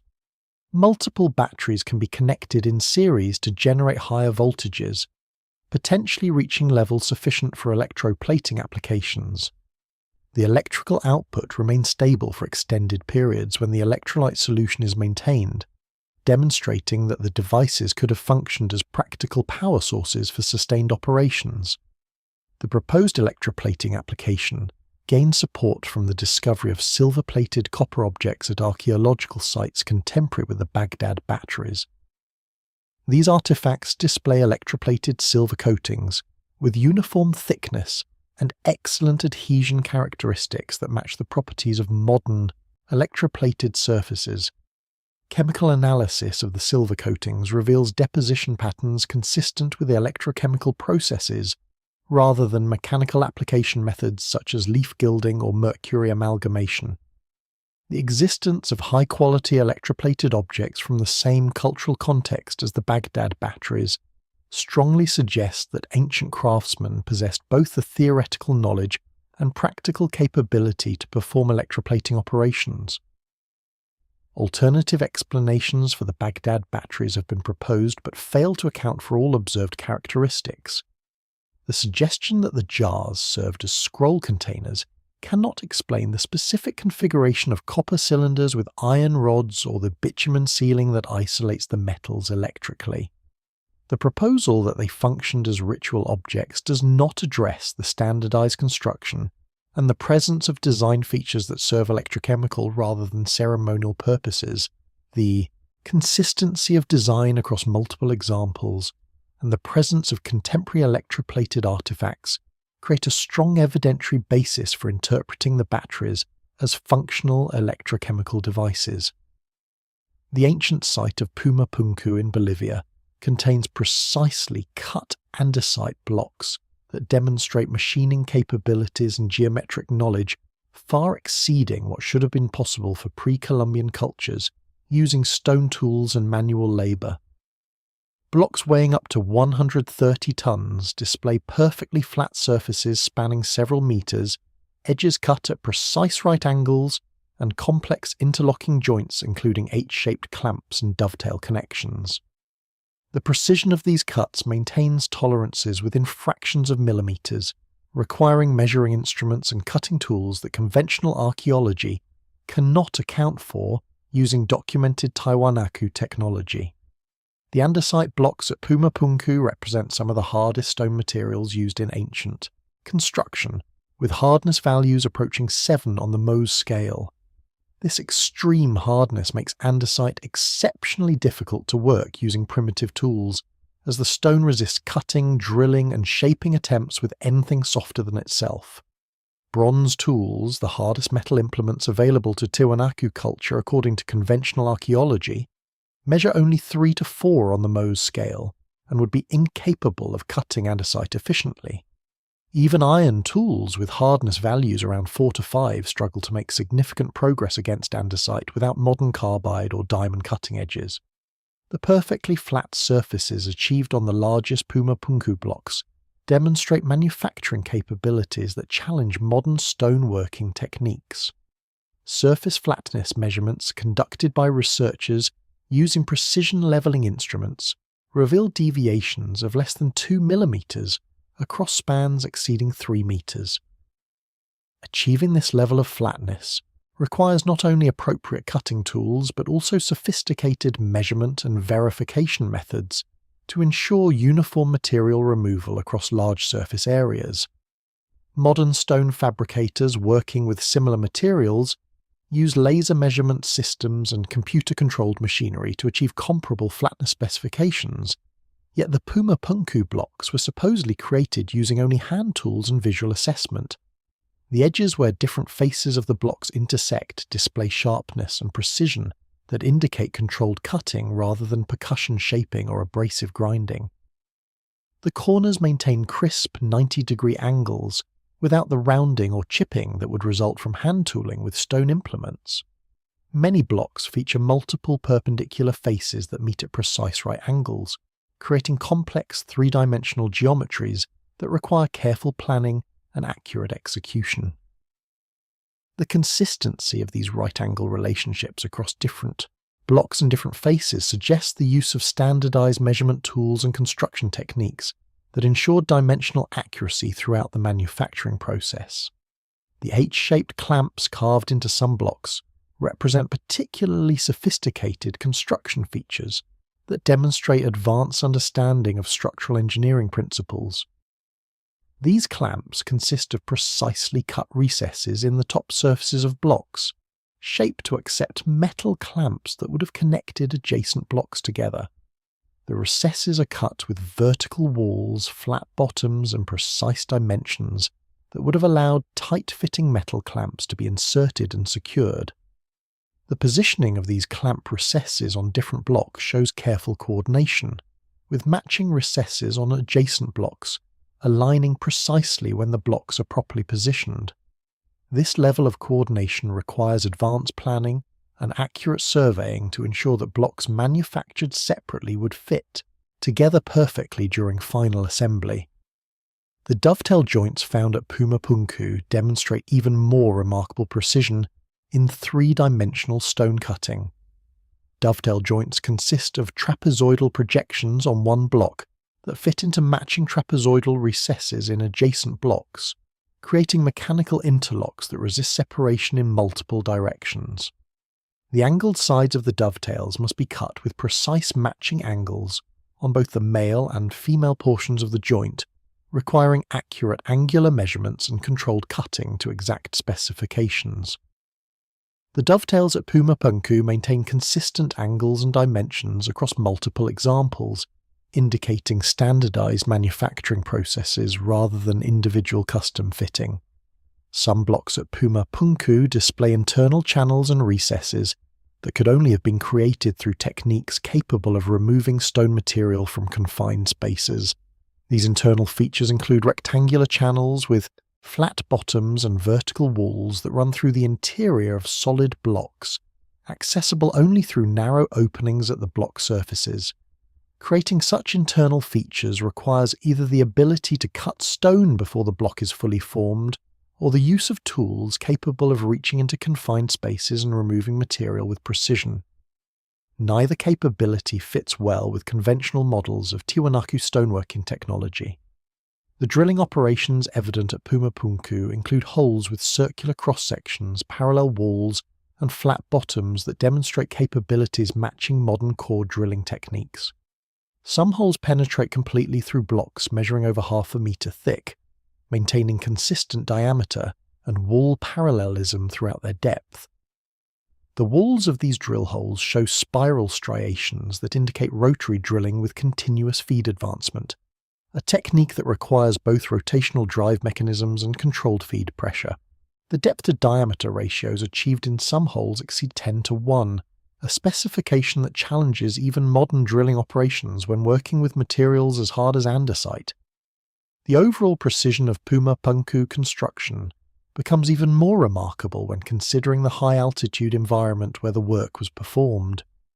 The site sits at an elevation of approximately 3,800 metres above sea level on the Altiplano Plateau, where reduced atmospheric oxygen levels significantly impact human physical performance and tool operation.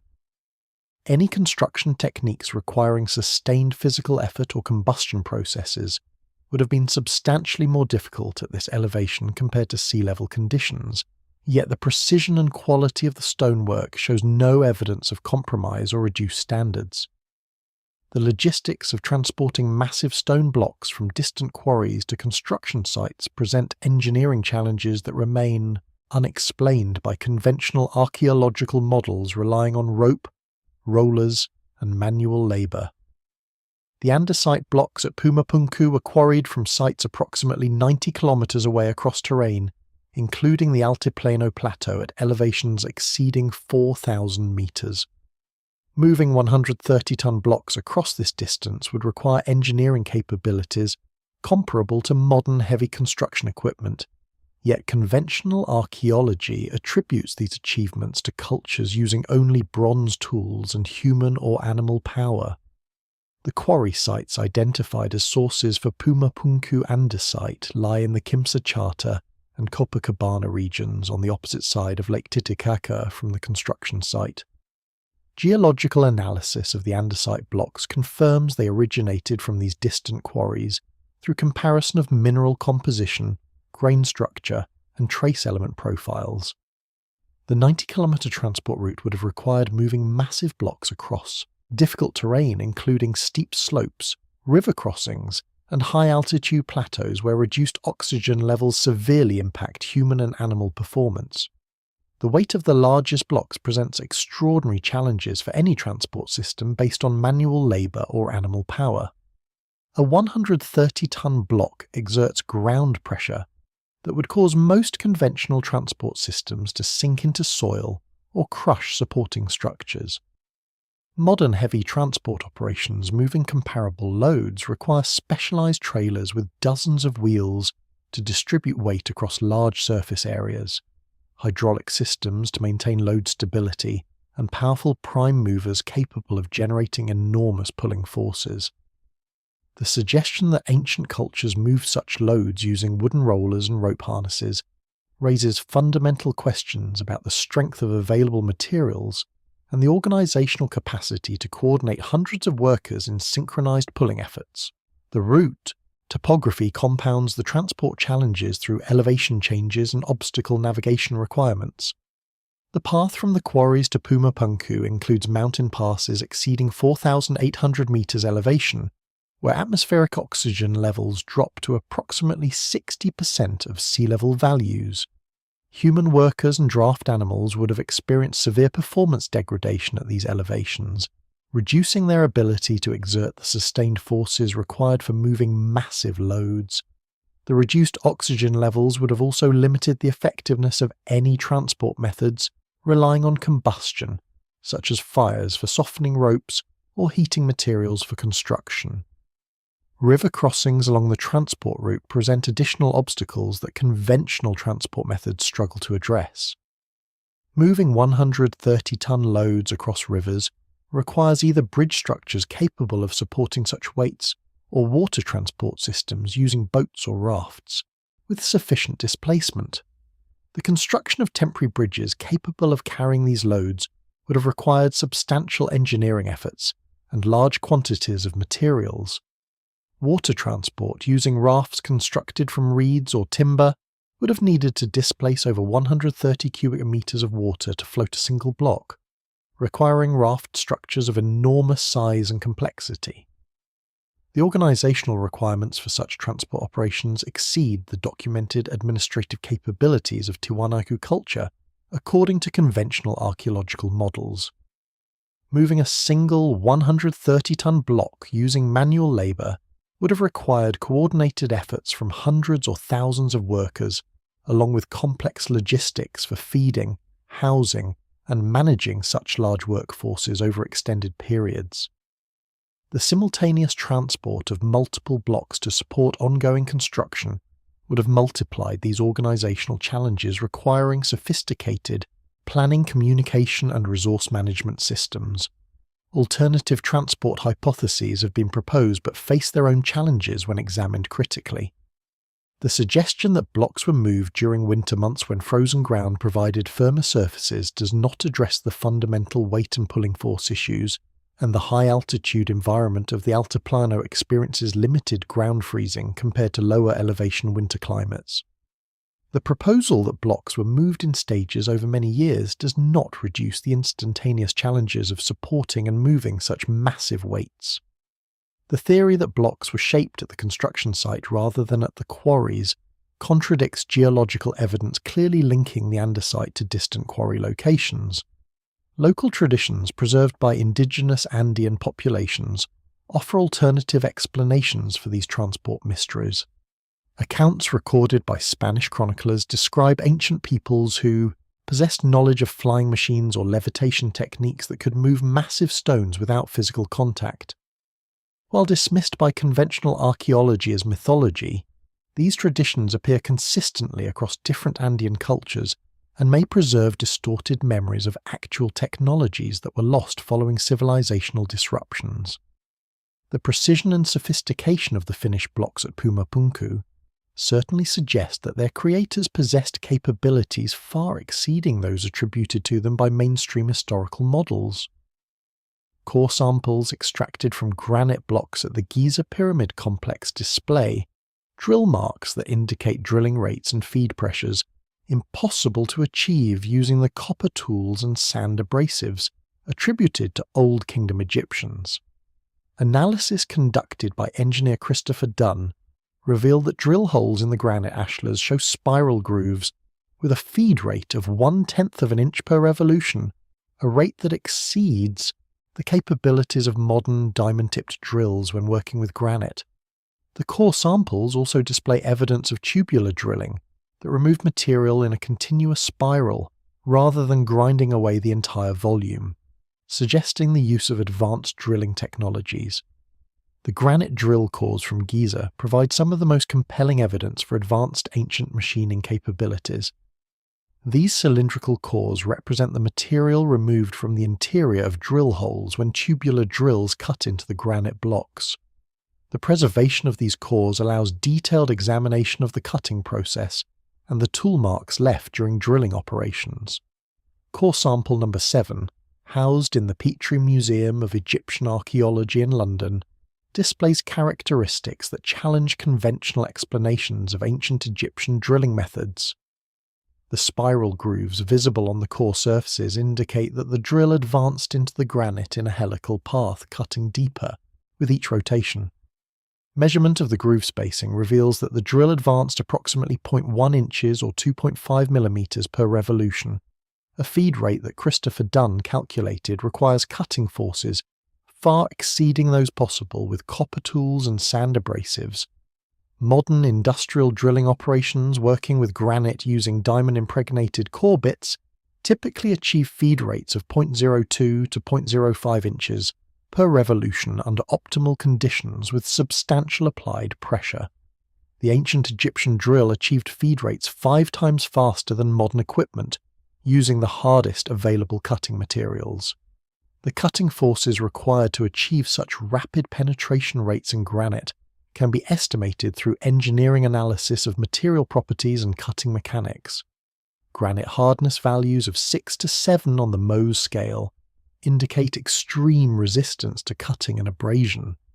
The compressive strength of granite exceeds 200 megapascals, requiring enormous pressures to fracture and remove material during cutting operations.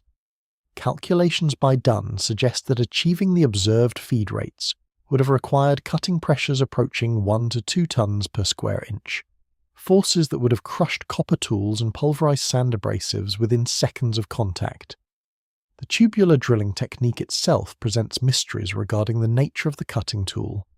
Tubular or core drilling removes a cylindrical core of material from the center of the hole while cutting an annular ring through the surrounding stone. This method has advantages over solid drilling by reducing the volume of material that must be removed, but requires a hollow drill bit with cutting surfaces arranged around its circumference. The drill cores from Giza show that the cutting action occurred uniformly around the circumference of the hole, creating smooth cylindrical cores without the irregular gouging that would result from uneven cutting forces. The taper observed on some drill cores provides additional information about the drilling process and tool geometry. Several cores show gradual diameter reduction from top to bottom, indicating that the drill hole diameter decreased as drilling progressed deeper into the granite. This taper suggests that the drill bit itself was tapered, or that wear during cutting operations reduced the effective cutting diameter. The consistency of taper angles across different cores suggests controlled taper rather than random tool wear, possibly indicating that tapered drill bits were deliberately manufactured to facilitate core extraction or to reduce binding as the drill penetrated deeper into the stone. The absence of vibration marks or chatter patterns on the core surfaces indicates that the drilling operations maintained stable cutting conditions throughout the penetration depth. Modern machining operations frequently produce vibration-induced surface irregularities when cutting hard materials, as variations in cutting forces cause oscillations in the tool or workpiece. The smooth helical grooves on the Egyptian cores show no evidence of such vibrations, suggesting that the drilling equipment included effective vibration damping, or that the cutting forces were sufficiently uniform to prevent oscillation development. Either explanation requires sophisticated understanding of machining dynamics and tool design. The horizontal grooves that appear on some core samples perpendicular to the main spiral cutting marks have sparked particular interest and debate.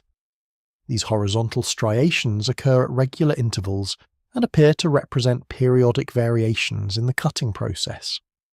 Some researchers have interpreted these marks as evidence that the drill penetrated through alternating layers of different hardness within the granite, with the harder layers causing temporary slowdown in feed rate that created the horizontal marks.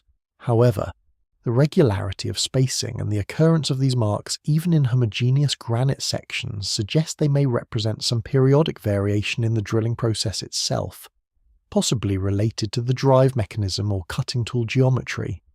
Experimental replication attempts have failed to reproduce the drilling performance evident in the Egyptian cores using proposed ancient techniques. Experiments conducted by Dennis Stocks and other archaeologists using copper tube drills with sand abrasives have achieved penetration rates orders of magnitude slower than those evident in the archaeological samples. These replication attempts typically achieve feed rates measured in fractions of a millimeter per hour rather than millimeters per revolution, requiring days or weeks to drill holes that the ancient Egyptians apparently completed in hours or days.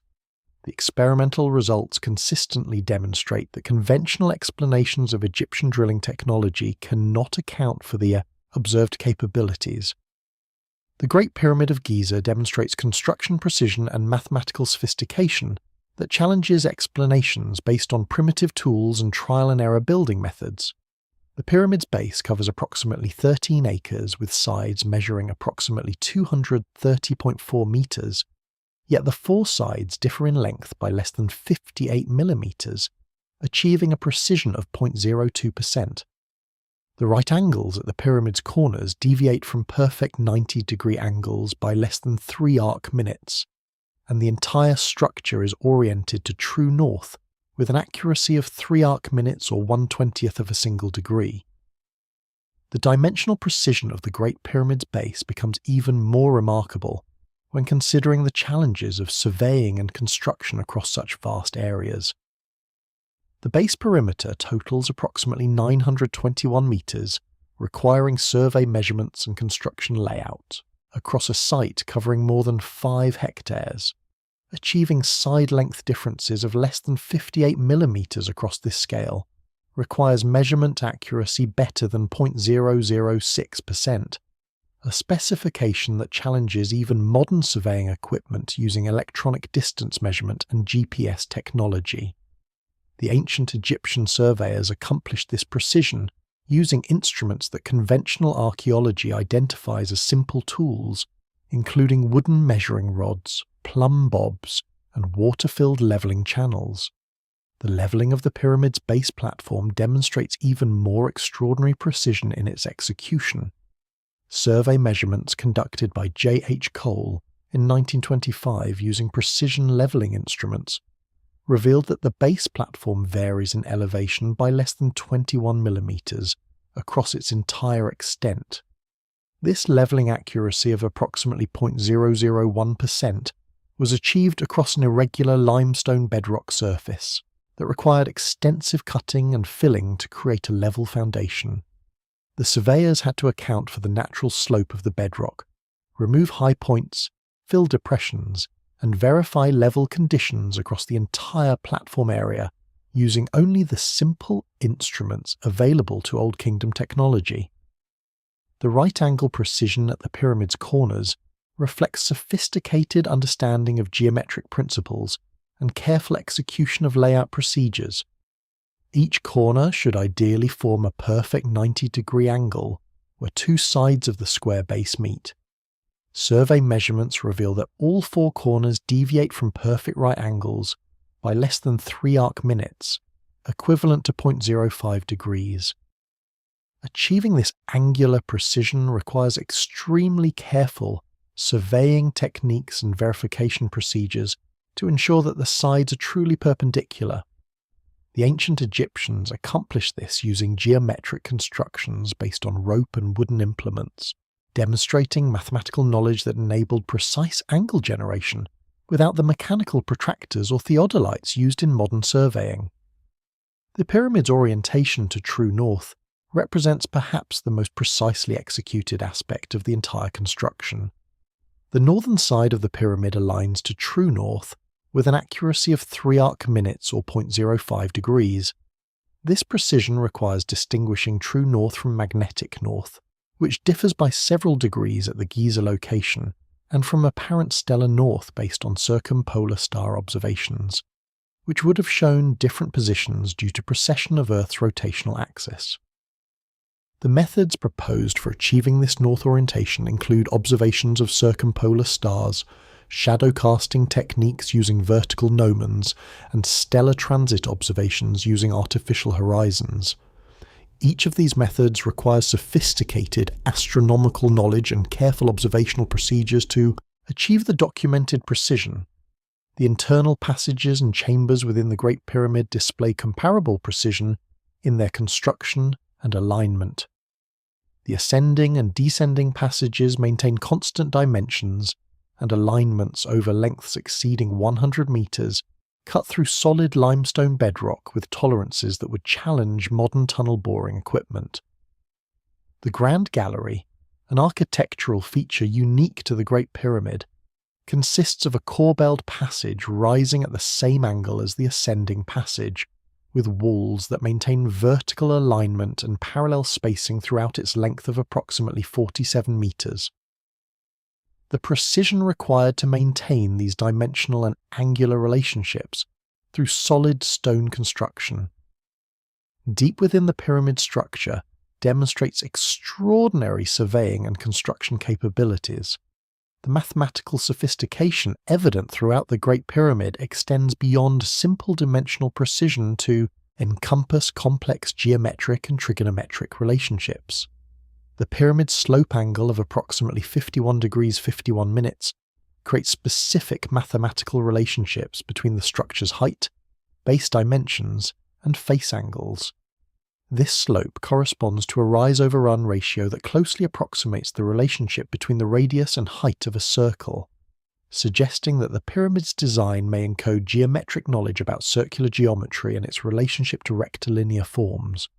The Great Pyramid's dimensions encode mathematical constants, including pi and phi with accuracy that requires sophisticated geometric knowledge and precise astronomical observations.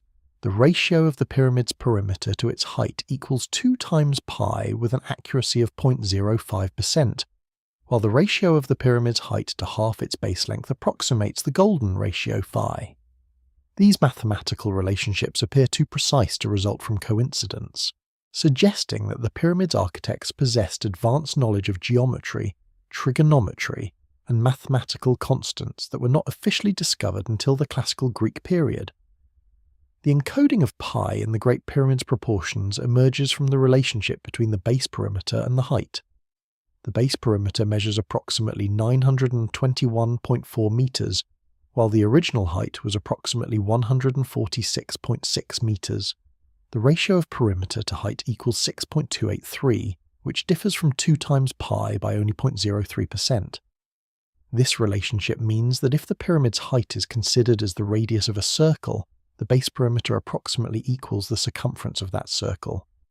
This geometric relationship cannot be created accidentally through trial and error construction methods, but requires deliberate design based on understanding of the relationship between circular and linear dimensions. The precision of this pi encoding becomes even more remarkable when considering that the ancient Egyptians would have needed to calculate or construct this relationship using only the mathematical tools available to Old Kingdom culture. The earliest Egyptian mathematical texts, such as the Rind mathematical papyrus from approximately 1650 BC, show that Egyptians used a pi approximation of 3.16, somewhat less accurate than the value encoded in the Great Pyramid. The pyramid's pi value of 3.142 demonstrates either that the designers possessed more accurate knowledge of pi than later Egyptian mathematicians, or that they used geometric construction methods that automatically generated the correct relationship without requiring explicit knowledge of pi as a mathematical constant. The golden ratio phi, approximately 1.618, appears in the relationship between the pyramid's height and the half-base length. The pyramid's height of 146.6 meters divided by the half-base length of 115.2 meters yields a ratio of 1.272. This value equals 1 divided by phi squared, or phi minus 1, both of which are fundamental relationships in golden ratio mathematics. The apothem, or slant height of the pyramid faces, measures approximately 186.4 meters, which divided by the half base length yields 1.618, exactly matching phi to 3 decimal places. The golden ratio appears throughout nature in spiral growth patterns, branching structures, and proportional relationships that optimize packing efficiency or structural strength. Its incorporation into the Great Pyramid's design suggests that the architects understood these natural principles and deliberately designed the structure to embody mathematical relationships found in optimal natural forms. This level of mathematical sophistication requires theoretical knowledge that supposedly did not exist until the classical Greek mathematician Euclid formalized geometric principles in his Elements around 300 BC, over 2,000 years after the Great Pyramid's construction. Additional mathematical relationships encoded in the pyramid include connections to Earth's dimensions and astronomical periods. The pyramid's height of 146.6 meters multiplied by 43,200 equals Earth's polar radius to within 0.5% accuracy. The number 43,200 represents exactly 1/16 of the precessional cycle period, suggesting that the pyramid's designers understood both Earth's dimensions and the long-term astronomical cycle of axial precession. The base perimeter of 921.4 meters represents 1/43,200th of Earth's mean circumference, again linking the pyramid's dimensions to planetary scale through the precessional number. These mathematical encodings demonstrate that the Great Pyramid functioned as more than a royal tomb or religious monument. The structure served as a permanent repository of mathematical, geometric and astronomical knowledge, preserving essential information in physical form that would survive across millennia, regardless of cultural disruptions or knowledge loss. The precision with which these relationships were implemented in stone indicates that the designers possessed theoretical understanding and practical capabilities far exceeding those attributed to Old Kingdom Egyptian civilization by conventional archaeology. The source of this advanced knowledge remains one of archaeology's most profound mysteries, suggesting either undocumented transmission from earlier cultures or independent development of sophisticated mathematical traditions that left no other trace in the archaeological record. The arrangement of the three main Giza pyramids corresponds precisely to the configuration of the three stars in Orion's belt, suggesting that the entire Giza complex was designed as a terrestrial map of celestial features. Research published by Robert Bovell demonstrated that the size ratios and relative positions of the three pyramids match the brightness and positions of Alnitak, Alnilam, and Mintaka, the three stars forming Orion's belt.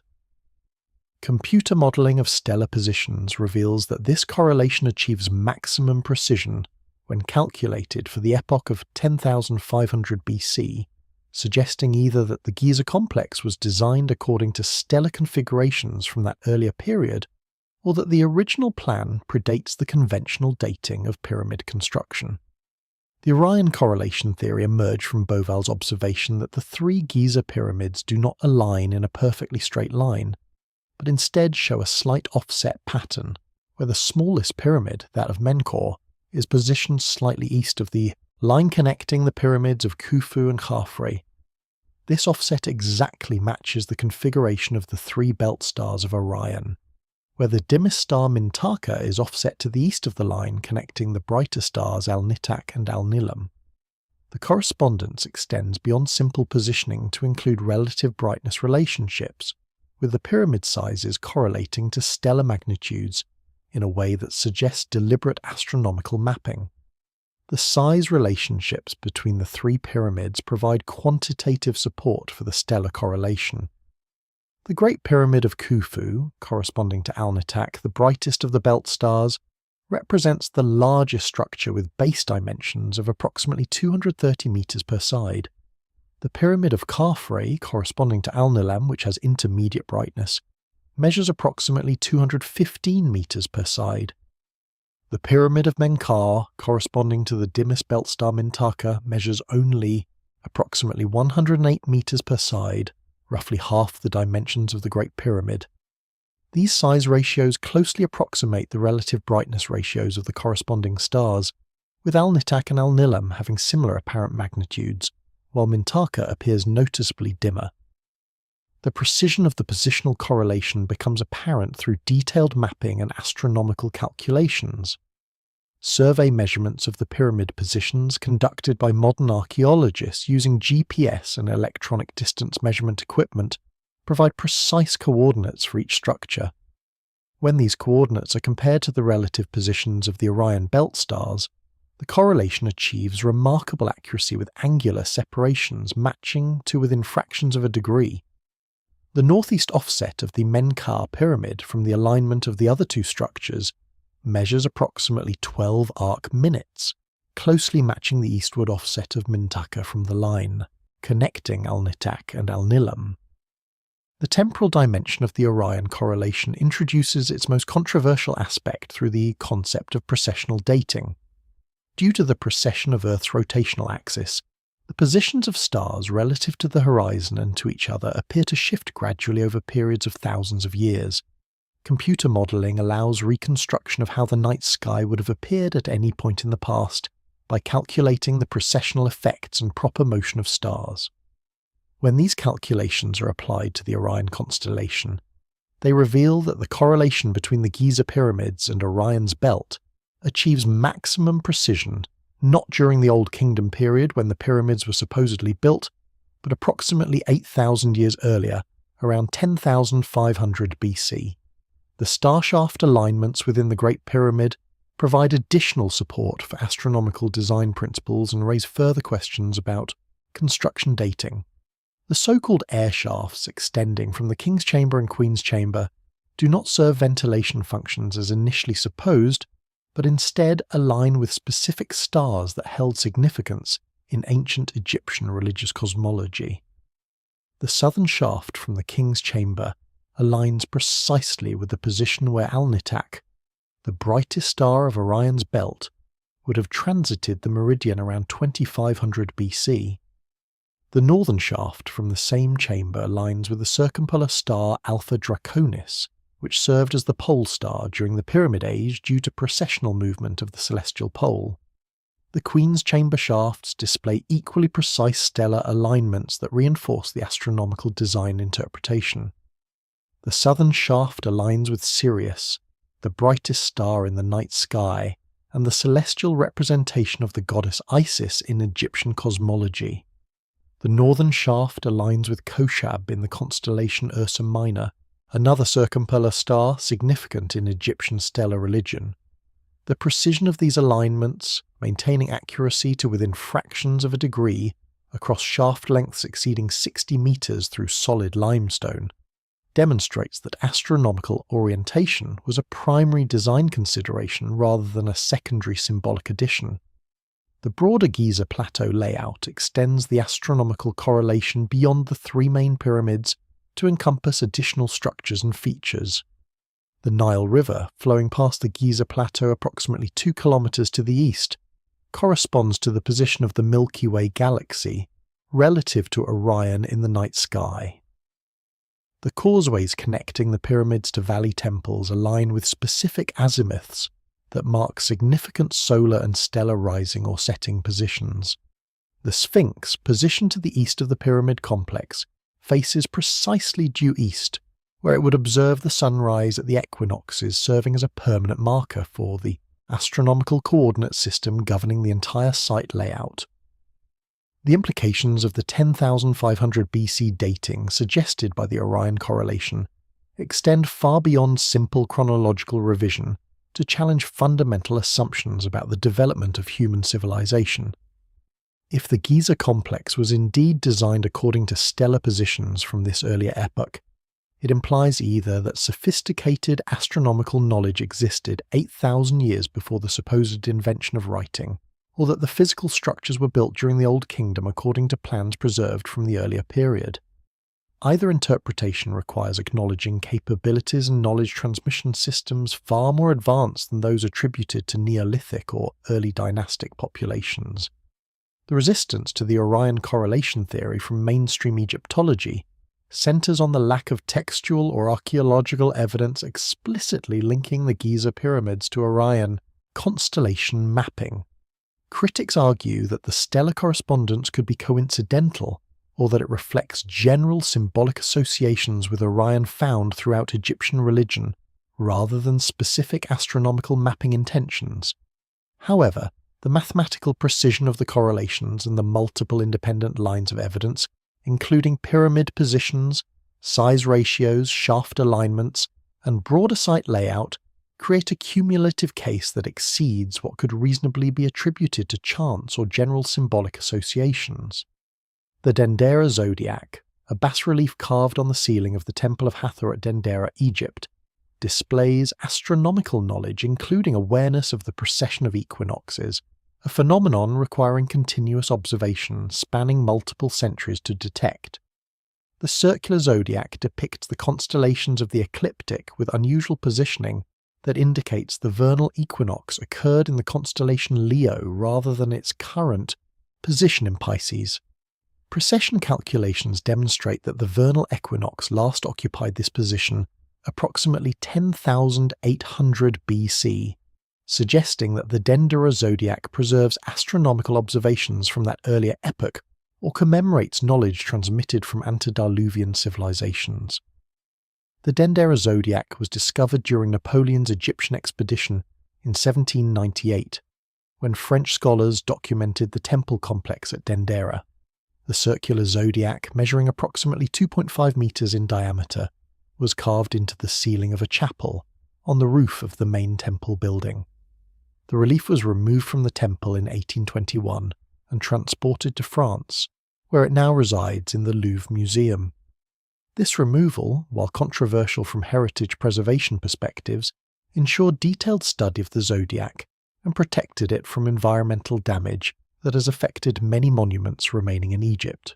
The zodiac's circular format represents a complete view of the celestial sphere as it would appear to an observer looking upward at the sky.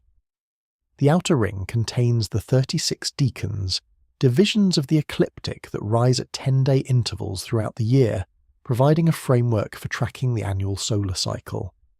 The inner portion displays the 12 zodiacal constellations arranged around the circumference with their traditional symbolic representations, including Leo the lion, Taurus the bull, and Scorpio the scorpion.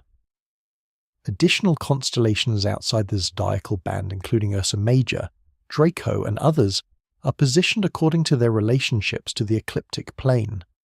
The unusual feature that has attracted particular scholarly attention involves the positioning of the constellation figures relative to markers, indicating the equinoctial and solstitial points. In the modern era, the vernal equinox occurs when the Sun appears in the constellation Pisces due to the precessional movement of Earth's rotational axis. However, the Dendera zodiac shows the vernal equinox position marked in the constellation Leo, a location the equinox has not occupied during recorded history. The angular displacement between these positions represents approximately 120 degrees of precessional movement, corresponding to approximately 8,000 to 9,000 years of time. Precession of the equinoxes occurs because Earth's rotational axis slowly wobbles like a spinning top, completing one full cycle approximately every 25,920 years.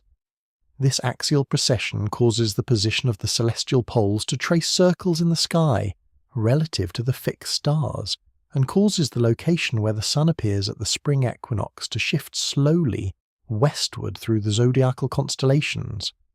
The rate of this precessional movement amounts to approximately 1 degree every 72 years, making detection of the phenomenon require continuous astronomical observations spanning multiple human generations. The ancient Egyptians' awareness of precession remains debated among scholars, though multiple lines of evidence suggest they possessed at least empirical knowledge of the phenomenon, even if they lacked complete theoretical understanding. The star shaft alignments in the Great Pyramid account for precessional effects by targeting specific stars at specific epochs, rather than attempting to maintain alignment with current pole stars.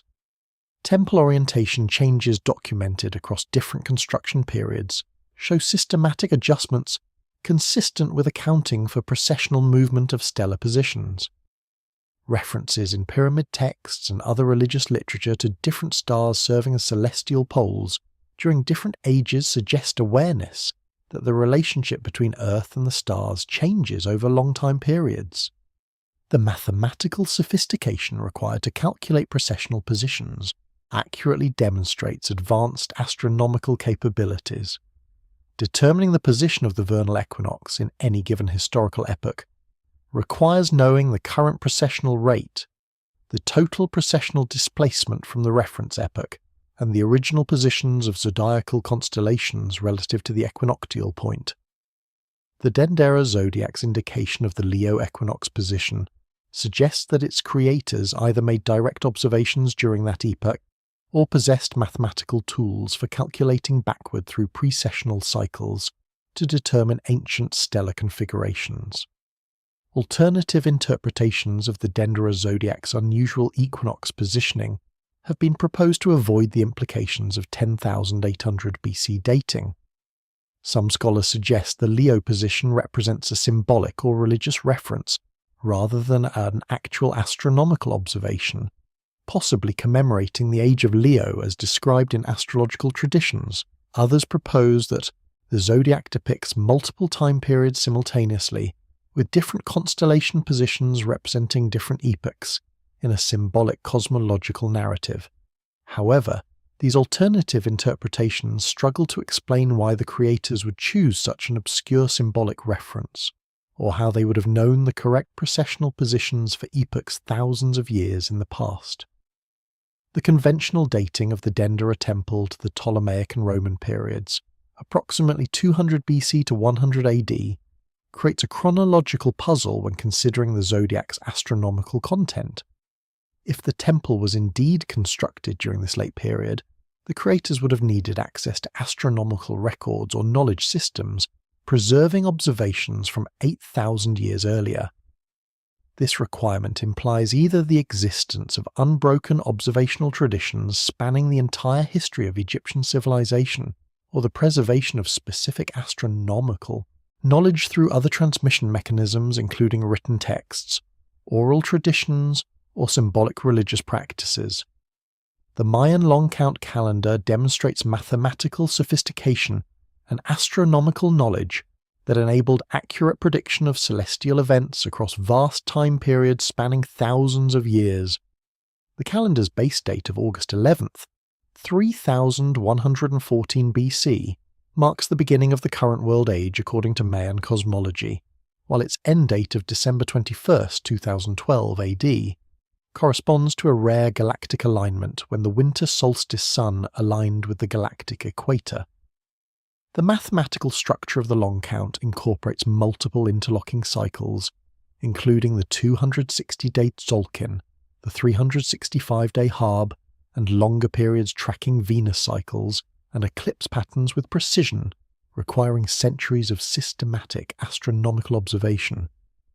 The long count calendar represents one of the most sophisticated timekeeping systems developed by any ancient civilization, operating through a vigesimal or base 20 counting system that recorded dates as positions within multiple nested cycles. The basic unit, called a kin, represents a single day. 20 kins comprise a unal or 20-day period.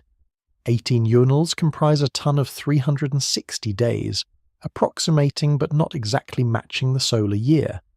20 tons comprise a katun of 7,200 days, or approximately 19.7 years.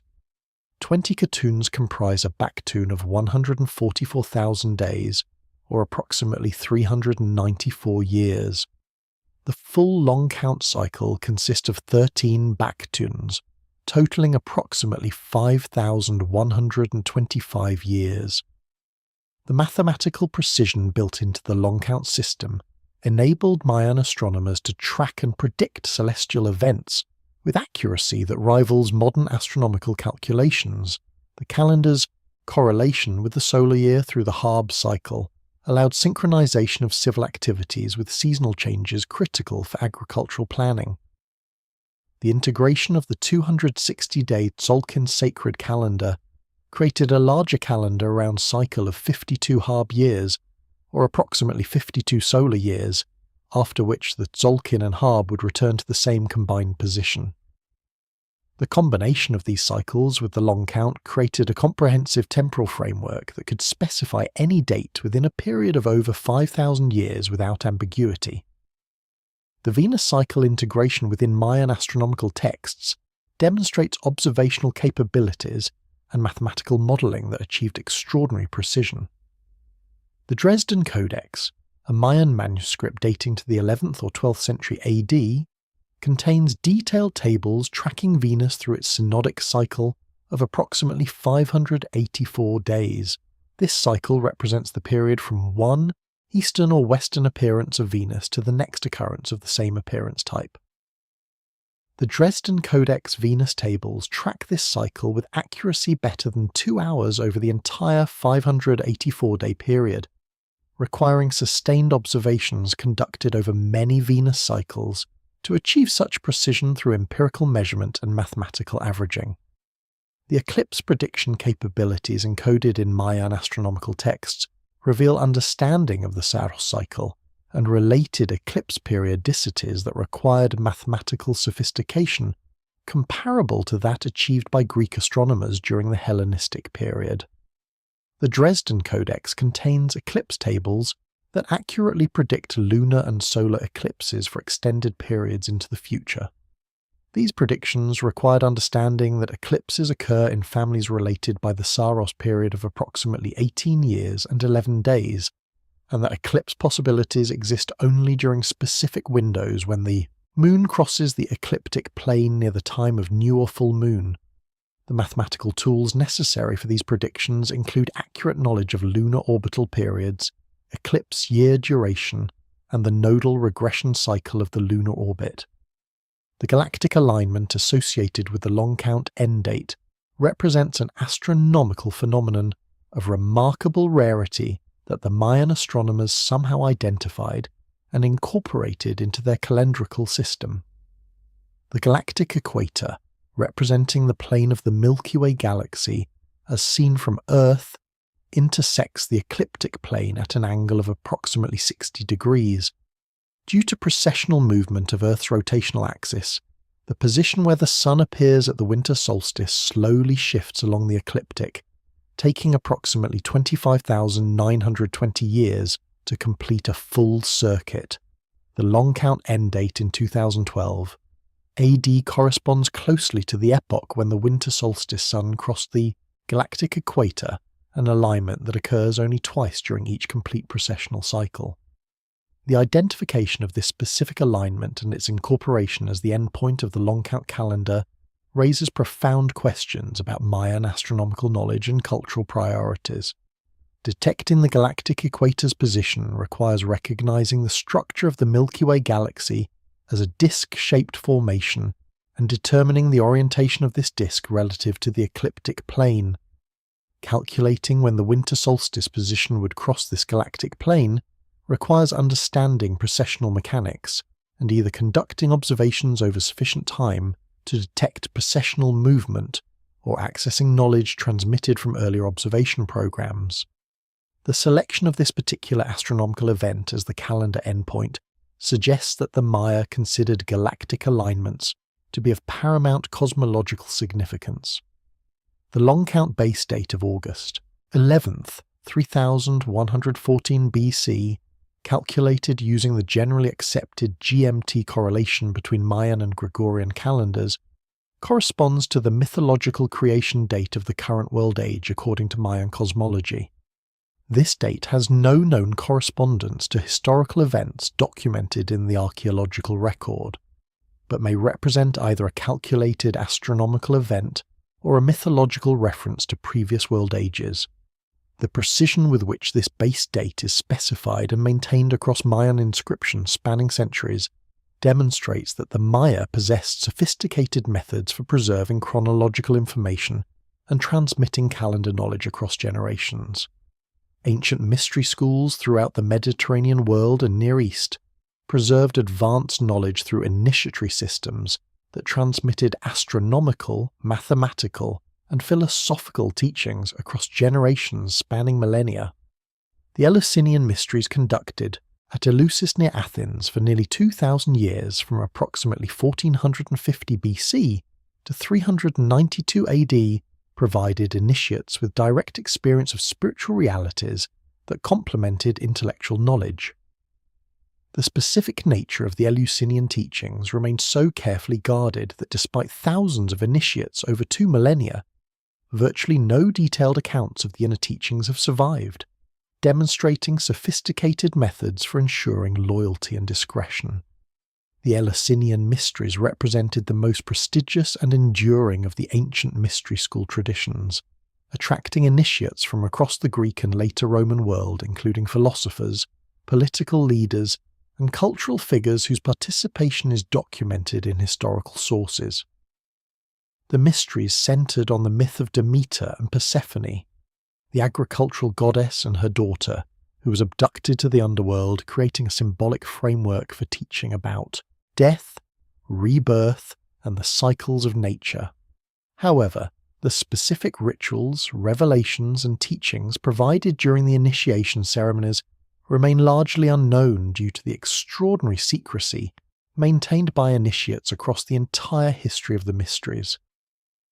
The initiation process involved multiple stages designed to prepare candidates psychologically and spiritually for the revelatory experiences at the core of the mysteries. The lesser mysteries, conducted in the spring at Athens, provided preliminary purification and instruction that qualified participants for admission to the greater mysteries held in autumn at Eleusis. The greater mysteries spanned 9 days and included processions from Athens to Eleusis, ritual purifications, fasting periods, and culminating ceremonies conducted within the Telesterion, the great initiation hall at Eleusis.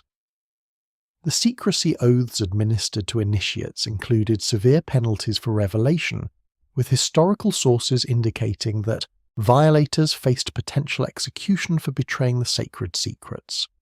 The Telesterion itself provides physical evidence of the sophisticated design considerations that enabled the mystery's ceremonial functions. Archaeological excavations have revealed that the building could accommodate several thousand initiates simultaneously within a vast columned hall measuring approximately 50 meters square. The interior design incorporated specific acoustic properties that enhanced certain sound frequencies while dampening others, creating auditory environments that could induce altered consciousness states. The roof structure included openings positioned to emit specific lighting effects during particular celestial events, integrating astronomical phenomena into the ritual experiences. The architectural sophistication demonstrates that physical design principles were employed to enhance the psychological and spiritual impact of the initiation ceremonies. The psychological effects reported by ancient writers who were themselves initiates suggest that the Eleusinian experience produced profound transformations in consciousness and understanding. Cicero, who participated in the mysteries, wrote that Athens had given nothing better to the world than the Eleusinian rites, and that they taught initiates not merely how to live well, but also how to die with better hope. Plutarch described the initiation as providing direct vision of divine realities, rather than mere intellectual instruction. These accounts suggest that the mysteries employed techniques for inducing visionary or transcendent experiences that modern research might classify as altered states of consciousness, achieved through combination of sensory manipulation, psychological preparation, and possibly entheogenic substances. The integration of astronomical knowledge within mystery school teachings appears throughout ancient sources describing initiation practices and symbolic systems. The Mithric Mysteries, another widespread ancient tradition, incorporated detailed stellar symbolism and cosmic geography into their initiatory degrees. The 7 grades of Mithric initiation corresponded to the 7 classical planets, with progression through the grades representing symbolic ascent through the celestial spheres. Archaeological evidence from Mithric temples reveals sophisticated astronomical alignments and symbolic representations of celestial phenomena integrated into architectural designs and ritual artifacts. The Hermetic texts attributed to Hermes Trismegistus preserve knowledge systems that claim derivation from antediluvian civilizations that possessed advanced understanding of natural forces and cosmic principles. The Corpus Hermeticum describes beings called demons who possess knowledge of natural forces and the ability to manipulate matter according to divine principles, characteristics that correspond to descriptions of advanced teachers found in Mesopotamian, Egyptian, and Indian traditions. The technological knowledge attributed to these beings includes methods for transmuting base metals, extending human lifespans, and communicating across vast distances through means that anticipate modern electromagnetic communication systems. The Hermetic corpus consists of multiple texts composed during the early centuries AD in Greco-Roman Egypt, attributed to Hermes Trismegistus, identified as either the Greek god Hermes merged with the Egyptian god Thoth, or as an ancient Egyptian sage who possessed divine wisdom. The texts present philosophical and cosmological teachings through dialogues between Hermes and his students, covering topics including the nature of divinity, the structure of the cosmos, the relationship between mind and matter, and practical operations for manipulating natural forces. While composed during the Hellenistic period, the texts claim to preserve much older wisdom traditions originating in pre-dynastic or even antediluvian times. The cosmological framework presented in the Corpus Hermeticum describes a hierarchical universe structured through emanation from a supreme divine source downward through increasingly material levels of existence. The highest principle, referred to as the One or the Good, generates the divine mind or nous, which in turn creates the material cosmos and populates it with spiritual beings called demons, who serve as intermediaries between divine and material realms. These demons possess knowledge of natural laws and technical capabilities for manipulating matter and energy according to divine principles, functions that parallel descriptions of the Mesopotamian Anunnaki, Egyptian Neteru, and similar entities from other ancient traditions.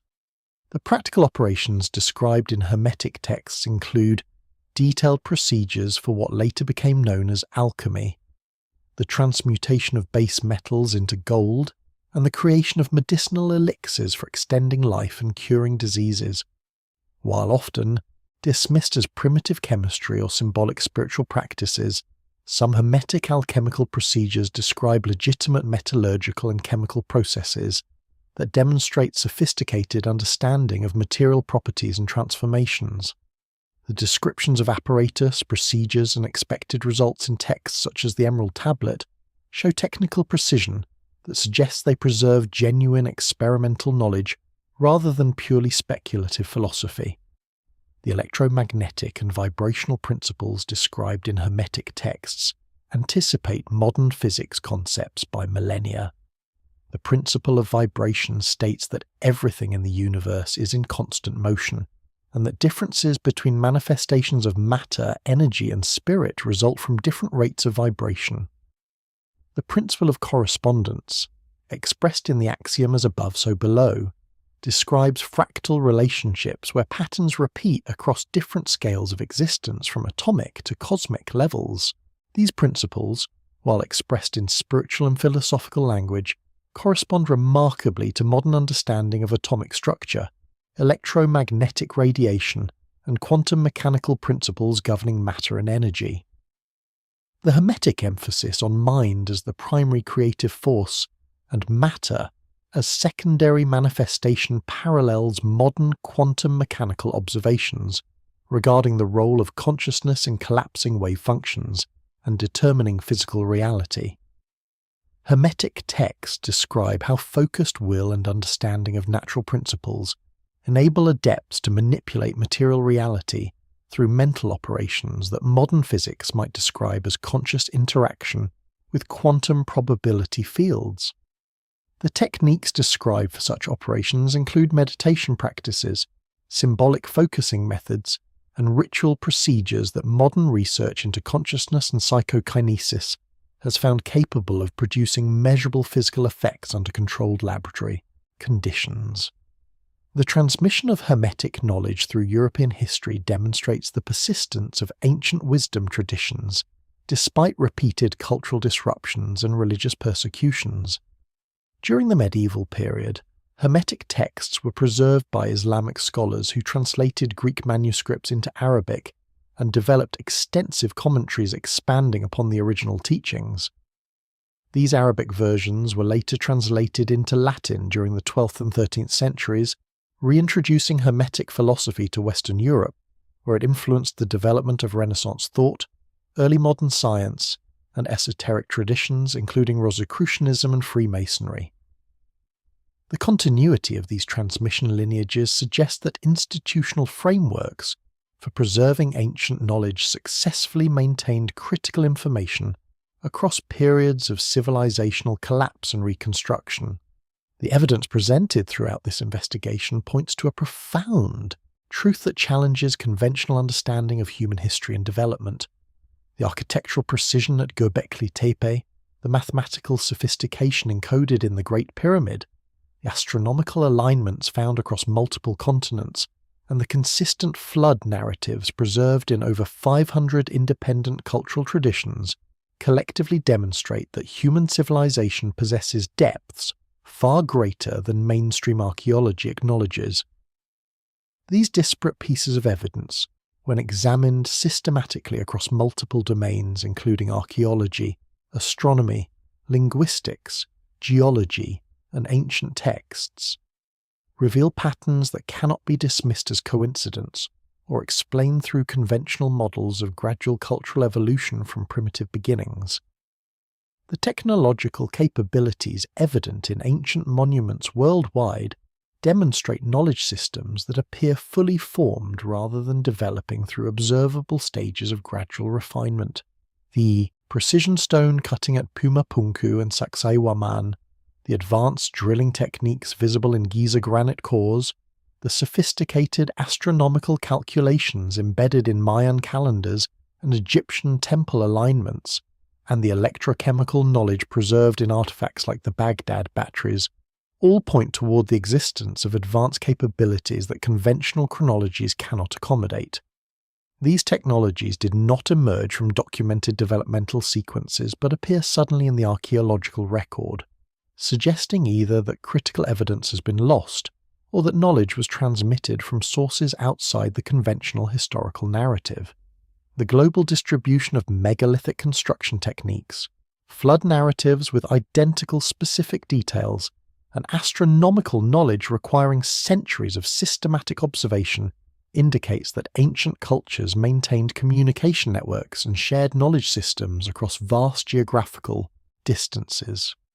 The correlation between Mesopotamian, Egyptian, and Mesoamerican astronomical observations, the parallel architectural principles found in structures separated by oceans, and the consistent mathematical constants encoded in monuments worldwide demonstrate coordination that requires either direct contact between ancient civilizations or inheritance from common antecedent cultures.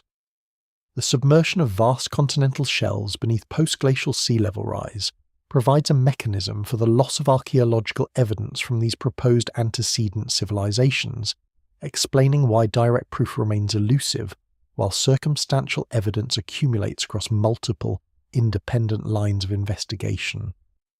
The preservation of advanced knowledge through mystery schools, hermetic traditions, and esoteric organizations demonstrates that ancient wisdom successfully navigated periods of civilizational collapse and cultural disruption.